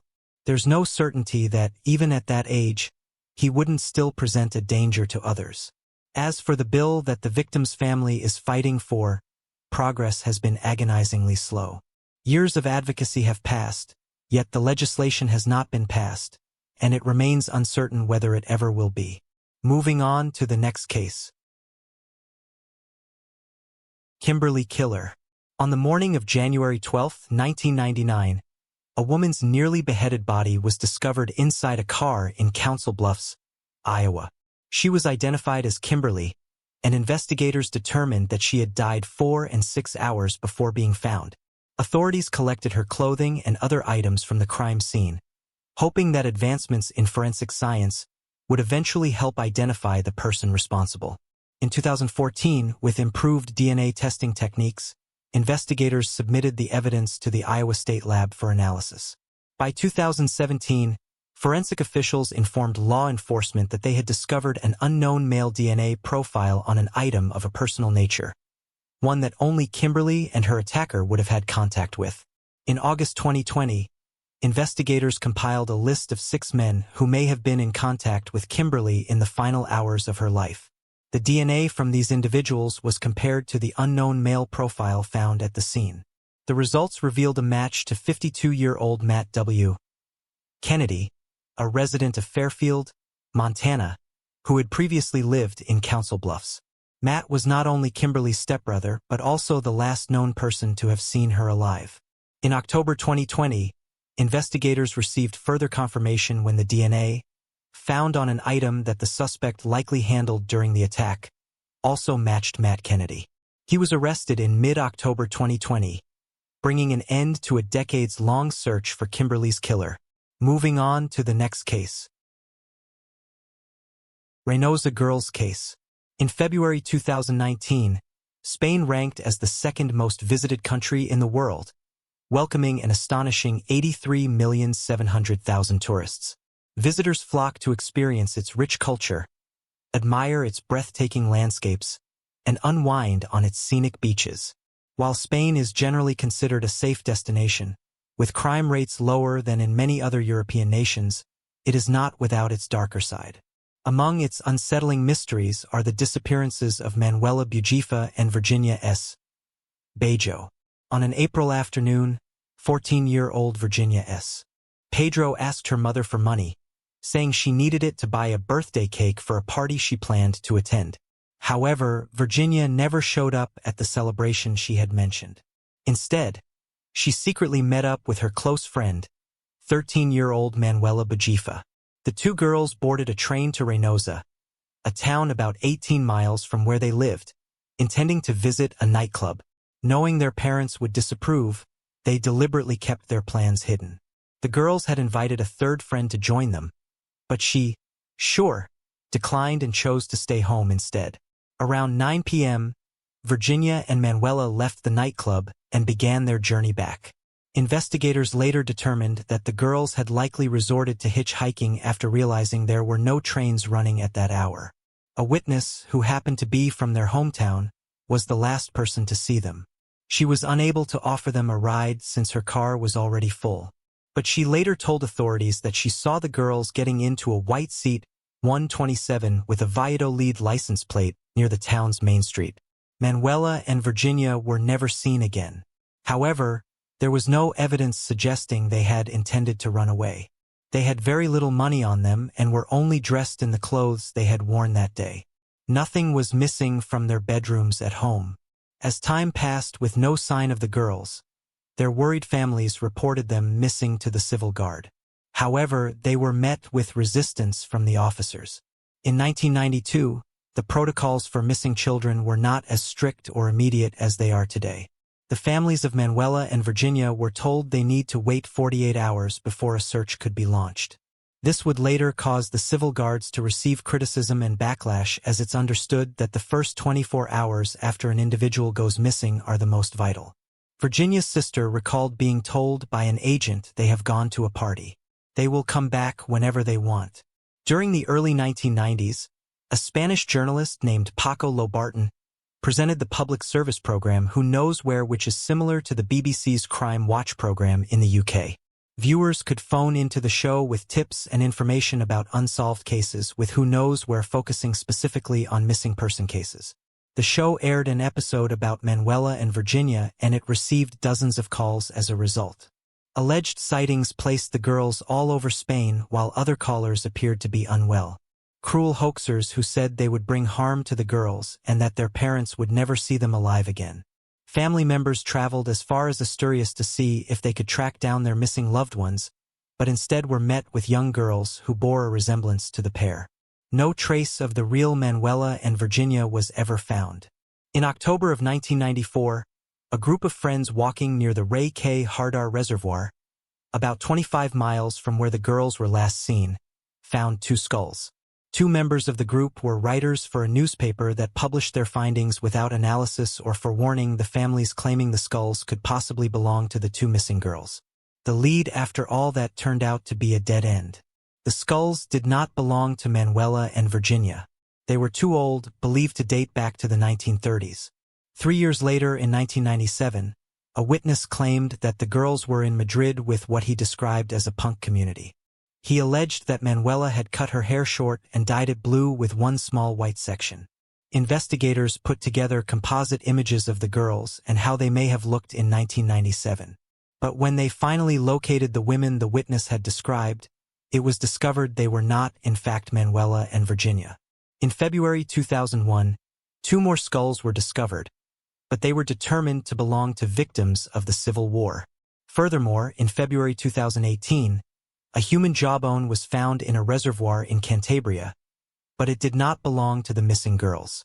Then in 2021, new hope came for the families of Manuela and Virginia when a woman called into a TV program about unsolved cases to tell them that 1 year before the girls went missing, she and one of her friends had suffered an attempted kidnapping. After alerting the TV show, the woman gave a statement to the Civil Guard, which led to a new line of inquiry being investigated. The woman and her friend had struggled with the driver, causing him to veer off the side of the road. She and her friend then took the opportunity to flee. The details of the case were chillingly similar to that of Manuela and Virginia. The 2 women had been hitchhiking and had been picked up by someone in a white seat 127. More hopeful still, the witness was able to identify the man driving the vehicle, and he became a suspect in the case. He had a criminal record which included being arrested 4 times for attempted sexual assault. Another suspect came to light around this time, but law enforcement never recovered a photograph of him from 1992. The suspect was described as a young man between the ages of 20 and 25 in 1992. Investigators discovered that he had temporarily left the country in August of that same year. When questioned by authorities, he gave conflicting statements. At first, he denied knowing the girls, but later admitted during an interview with the Civil Guard that a friend had introduced him to them at the nightclub. However, he insisted that he never saw them again after that brief encounter. Over the years, multiple claims have surfaced suggesting that the remains of Manuela and Virginia may be hidden in the Fonteria mine. An anonymous tipster had alerted police to this possibility early in the investigation. Although their bodies were not found at the time, authorities noted that a thick layer of mud obscured visibility to the bottom of the mine. Additionally, the nearby Cerveda cave has never been searched, despite the Civil Guard stating in 1993 that it would be an ideal location to conceal bodies. In 2021, the Civil Guard reopened the case, but even now, Manuela, Virginia, and their families are still awaiting justice. The disappearance of Selen Fghart. A young French woman embarked on a journey to Britain to visit her relatives for Christmas, but she mysteriously disappeared along the way. Authorities swiftly launched an extensive search, and the case quickly gained widespread media attention in both France and the UK. As investigators followed a series of clues, they inched closer to uncovering the truth, only to find something far more disturbing than they had anticipated. Selen Fghart was born on May 23, 1976, in Besançon, a quiet and picturesque town near the Swiss border in France. Selen was raised in a warm and caring household alongside her parents, 2 brothers and a sister. Her father worked as a farmer, and she and her siblings often spent their time outdoors, assisting him in maintaining the farm. At school, Selen was an active student, excelling in sports and forming strong friendships. When she was 14, her parents took her on a trip to Britain, a place she immediately fell in love with. From that moment on, she dreamed of one day making it her home. Motivated by her cousin, who worked as a hotel manager in the UK, Selen chose to pursue an education that would prepare her for a career in the hospitality industry. After completing school, she enrolled in a local university to study accounting while continuing to visit her cousin in England whenever she had the chance. One summer, he helped her secure a job at a hotel, allowing her to gain hands-on experience before eventually returning home. In late 1995, at the age of 19, Selen made plans to visit Britain once again for the Christmas holiday. During that time, public train services in France were facing disruptions, prompting her parents to seek alternative travel arrangements. They reached out to a family friend, a truck driver, who agreed to give Selen a ride to Folkestone while delivering cargo to England. From there, she intended to continue her journey to Fordingbridge, a town approximately 150 miles, 250 kilometers away, where her cousin lived. On December 18th, Selen set off, expecting to reach her cousin's hotel by the evening. Her parents waited for her call to confirm she had arrived safely. But as the night wore on, there was no word from her. Without a mobile phone, Selen's family had no way to contact her and could only wait, hoping she would eventually arrive at the hotel. That night, they finally received a call, but it wasn't from Selen. Instead, it was her cousin, who informed them that she still hadn't shown up and asked if her plans had changed. Growing increasingly anxious, her parents, left with no other options, decided to reach out to the police. French authorities immediately contacted their British counterparts, who wasted no time in launching a search for the missing young woman. The first step in the investigation was speaking with Selen's parents, who traveled to England to assist with the case. They informed the police about the family friend, a truck driver, who had offered Selen a ride to the UK. Investigators managed to track him down, and he confirmed that he had dropped her off in Folkestone before heading in a different direction. While at the truck stop, he had encountered another French trucker who was traveling to Newbury, a town roughly an hour's drive from Selen's cousin's hotel. The second driver agreed to give Selen a ride, and investigators were able to track him down as well. He informed the police that he had dropped her off at a truck stop in Newbury. While there, she attempted to use a payphone to contact her cousin and arrange for a pickup, but for some unknown reason, she was unable to get through. By that point, it was already 4:30 p.m. The driver suggested that she take a train to her cousin's town, but there was a complication.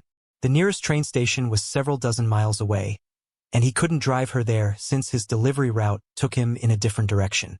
Wanting to assist her, he began asking other truckers in the parking lot if anyone could offer Selen a ride.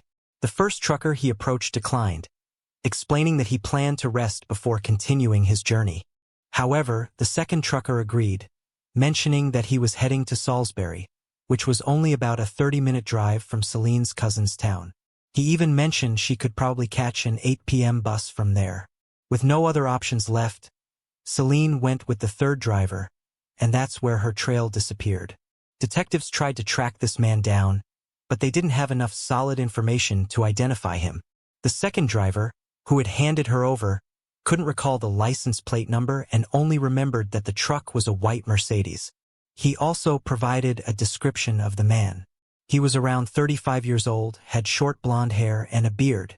The second driver also mentioned that something about this man struck him as suspicious. There was something unsettling about his behavior, but he still let Selen go with him because, at that point, she simply had no other choice. Police began to suspect that the third driver might have been involved in Selen's disappearance. Using the witness's description, they created a composite sketch and shared it with the local media. As for the first two drivers, investigators thoroughly checked their alibis and found solid evidence proving they had been in other locations at the time.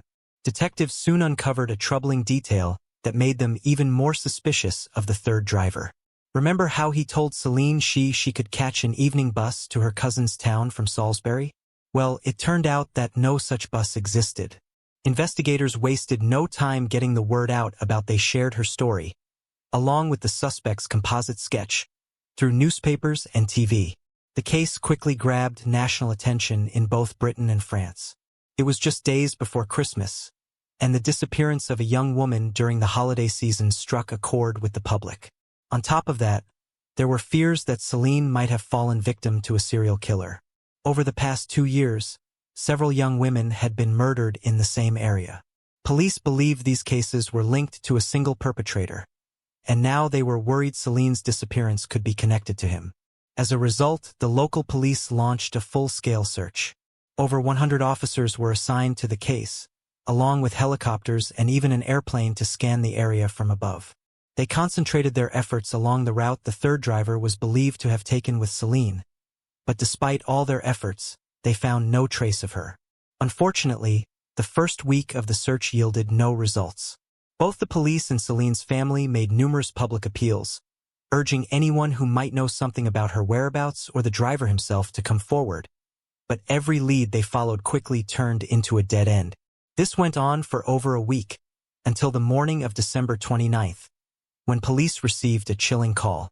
A man driving near the town of Worcester had pulled over to adjust his windshield wipers. While walking along the roadside, he noticed something odd partially covered by snow. Curious, he went closer and, to his horror, realized it was a human body. Shaken, he immediately rushed home and called the police. Officers arrived at the scene and found the body of a young woman, but at first, they couldn't identify her. Initially, they thought it might be the remains of a local woman who had disappeared after leaving a nightclub, but the theory was quickly ruled out. It wasn't until the following day, December 30th, that police confirmed the body was Selen's. Her cousin was brought in to identify her, sparing her parents the heartbreaking task of doing it themselves. Police quickly noticed one important detail. The highway where Selen's body was found was almost in the opposite direction of where she had been heading. This only strengthened their theory that the truck driver who had given her a ride was likely responsible for her murder. All of Selen's clothing and personal belongings were missing, and officers found no trace of them near the site where her body was discovered. The autopsy revealed multiple bruises and abrasions consistent with heavy blows, as well as evidence of strangulation. Medical examiners also found signs of SA on Selen's body, but there was no biological material that could lead them to the perpetrator. One chilling detail stood out. The examiners determined that Selen's body had likely been left by the roadside only about 24 hours before it was found. With 11 days having passed since her disappearance, detectives speculated that the killer may have kept her alive for most of that time or even transported her body with him. The second driver who had helped Selen mentioned that the suspect's truck was equipped with an industrial freezer, which suggested the killer could have preserved her body at low temperatures for days. Despite all this, the police still had no solid leads on the driver's identity. However, a conversation with Selen's parents revealed an intriguing detail. She had been carrying 2 bottles of champagne as Christmas gifts. These, along with all her other belongings, were never found. It seemed likely that the killer had taken them, which gave investigators a potential new angle to explore. This champagne was a specific French brand that wasn't sold in Britain, making those 2 bottles completely unique in the country.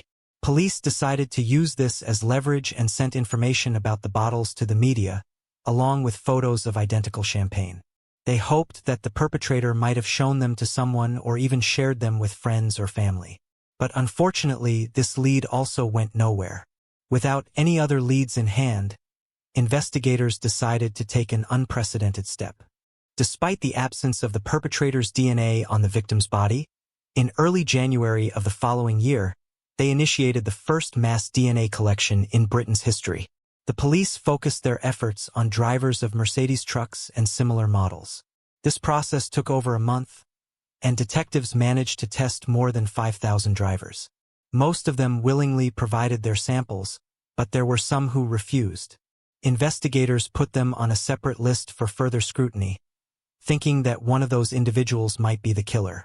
Meanwhile, Selen's case continued to gain widespread attention in both British and French media. The police received thousands of tips and leads, but unfortunately, none of them brought the detectives any closer to catching the killer. This continued until mid-February when one tip finally caught the investigators' attention. A man called the police after seeing the suspect's sketch on the news and said it looked strikingly similar to one of his co-workers, a 36-year-old truck driver named Stuart Little. He also mentioned that Stuart drove a Mercedes truck with a refrigeration unit. This lead prompted detectives to start digging into Stuart's background. The first thing they uncovered was Stuart's extensive criminal history, though it consisted of non-violent offenses. Next, they decided to approach him carefully and ask for a DNA sample, presenting it as a routine part of their investigation involving thousands of drivers across Britain. However, Stuart refused to provide a sample, which only deepened their suspicions. After several more attempts to persuade him, though, Stewart eventually gave in and agreed to the test. As soon as they had his DNA, the police secured a warrant to search his truck. That's when they found their first major evidence: traces of blood on the mattress in the sleeping area and in other parts of the cab. Testing confirmed it was Selen's blood, and that was enough for an arrest. The police also obtained a warrant to search Stewart's house. In his garage, they discovered Selen's personal belongings, the ones she had with her when she disappeared. But that wasn't all. Investigators noticed something odd about Stewart's tachograph, the device truck drivers are required to use by law to track their driving hours. It appeared that on the day Selen's body was dumped, Stewart had deliberately sealed information about his movements. However, he made a mistake. After disposing of the body, he resumed work without filling in the missing data. This created a suspicious gap in his driving log, which detectives believed corresponded to the time he transported Selen's body to the roadside. During his first interrogation, Stewart denied any involvement in the murder, claiming he had never even picked up Selen. But when police brought in the other driver, who identified Stewart in a lineup, his story changed. He now admitted to giving Selen a ride and claimed they had consensual intercourse. As for her belongings found in his garage, Stewart insisted she had simply forgotten them when he dropped her off. Naturally, investigators weren't quick to believe Stewart's story. They continued searching for evidence and soon found a witness who had seen him the day before Selen's body was discovered. The witness spotted Stewart near a warehouse about 50 miles from where the body was found. He was seen starting a fire next to his truck, and it appeared he was burning something.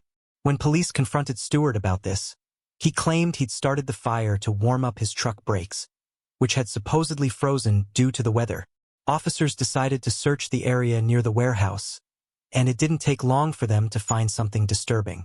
Underneath a fence, they discovered Selen's underwear. It was stained with her blood. Piecing together all the evidence, investigators came up with the most likely timeline of events. When Stewart picked up Selen, he drove to a secluded area where he assaulted and killed her. Based on the blood evidence found in his truck, they believe Stewart kept her body on the lower bunk in his cab for 10 days while continuing to make deliveries as if nothing had happened. Shockingly, just a week after the murder, Stewart went home to celebrate Christmas with his wife and children, while Selen's body remained just a few yards away in his truck. At some point, he decided to dispose of the body. Investigators found receipts showing Stewart had purchased a shovel, an axe, and a saw, likely with the intention of dismembering her remains. However, for some reason, he abandoned that plan and simply left her body near the roadside. Detectives soon uncovered another chilling detail. The day after Christmas, Stewart gave those 2 bottles of rare French champagne to an acquaintance as a gift. When detectives questioned him about it, Stewart claimed he bought the bottles from another French truck driver, but investigators didn't believe a word of it. On top of that, they uncovered another intriguing detail.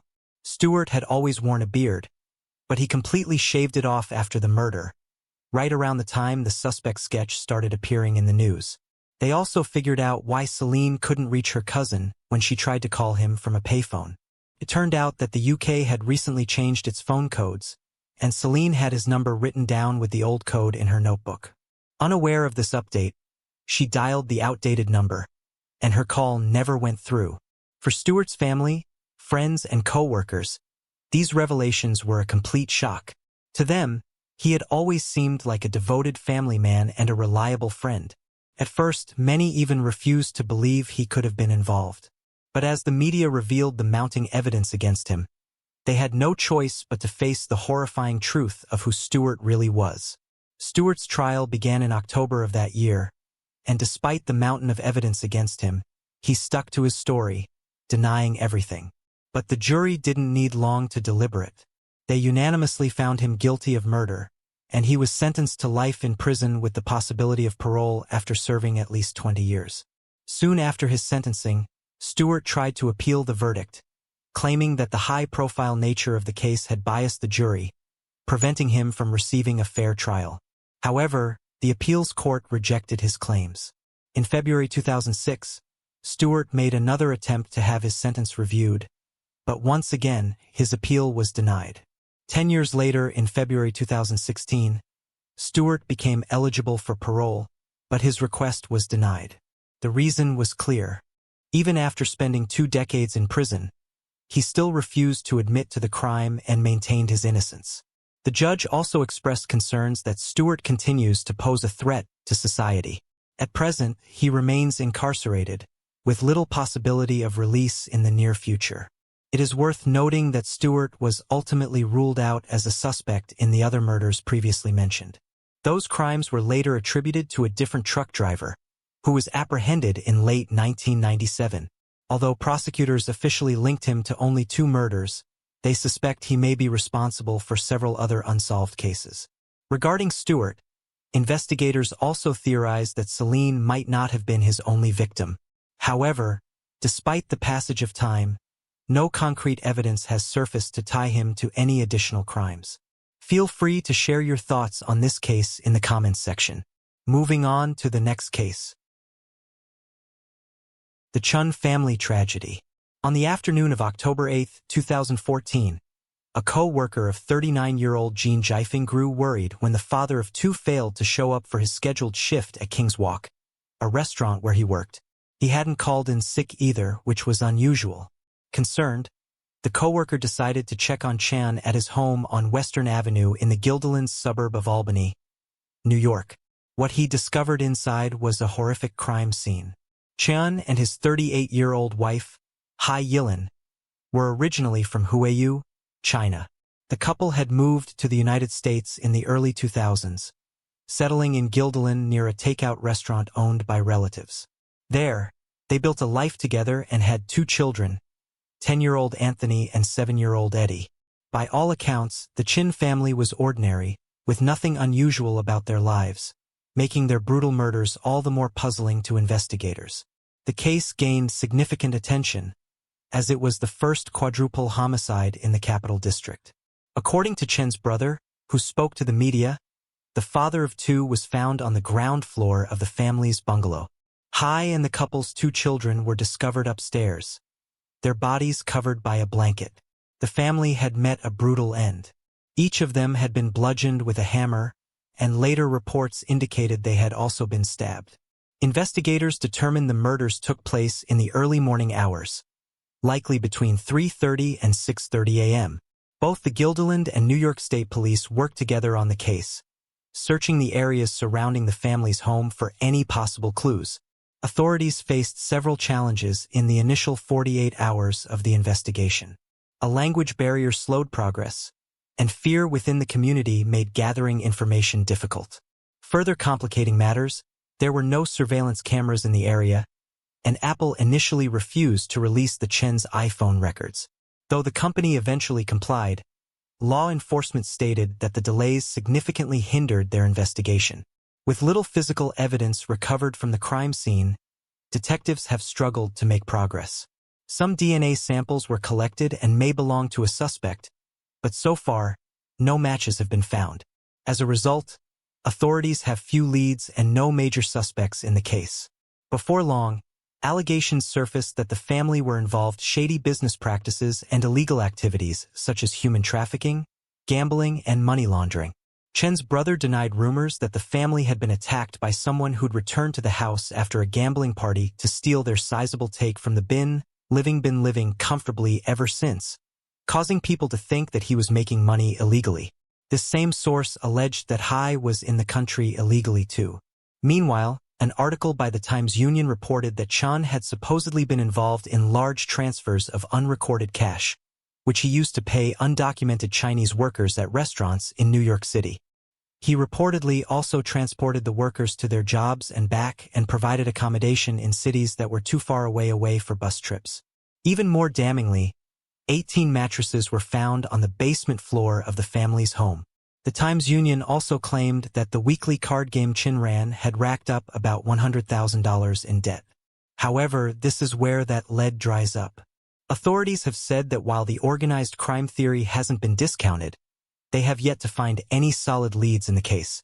The only other theory explored in the case was a possible connection between the Chin family murders and 2 other family killings that occurred around the same time. In 2014, a family of 4 was shot and killed in their Houston, Texas home. Similarly, in 2011, a married couple and the wife's sister were found stabbed to death in their Mississippi residence. However, no definitive links have been established between these crimes. By 2015, investigators had pursued 600 leads, a surprisingly low number for such a serious case. A reporter from World Journal suggested that she and her colleagues suspected the family may have known more than they disclosed. The Chan's funeral took place a month after their deaths to allow time for relatives from overseas to attend. They were laid to rest at All Faith Cemetery in Middle Village, Queens. The case remains unsolved, and a $5,000 reward is still being offered for information leading to an arrest. Anyone with knowledge of the Chin family murders is encouraged to report it at capitalregionalcrimestoppers.com. https://capitalregionalcrimestoppers.com. Moving on to the next case.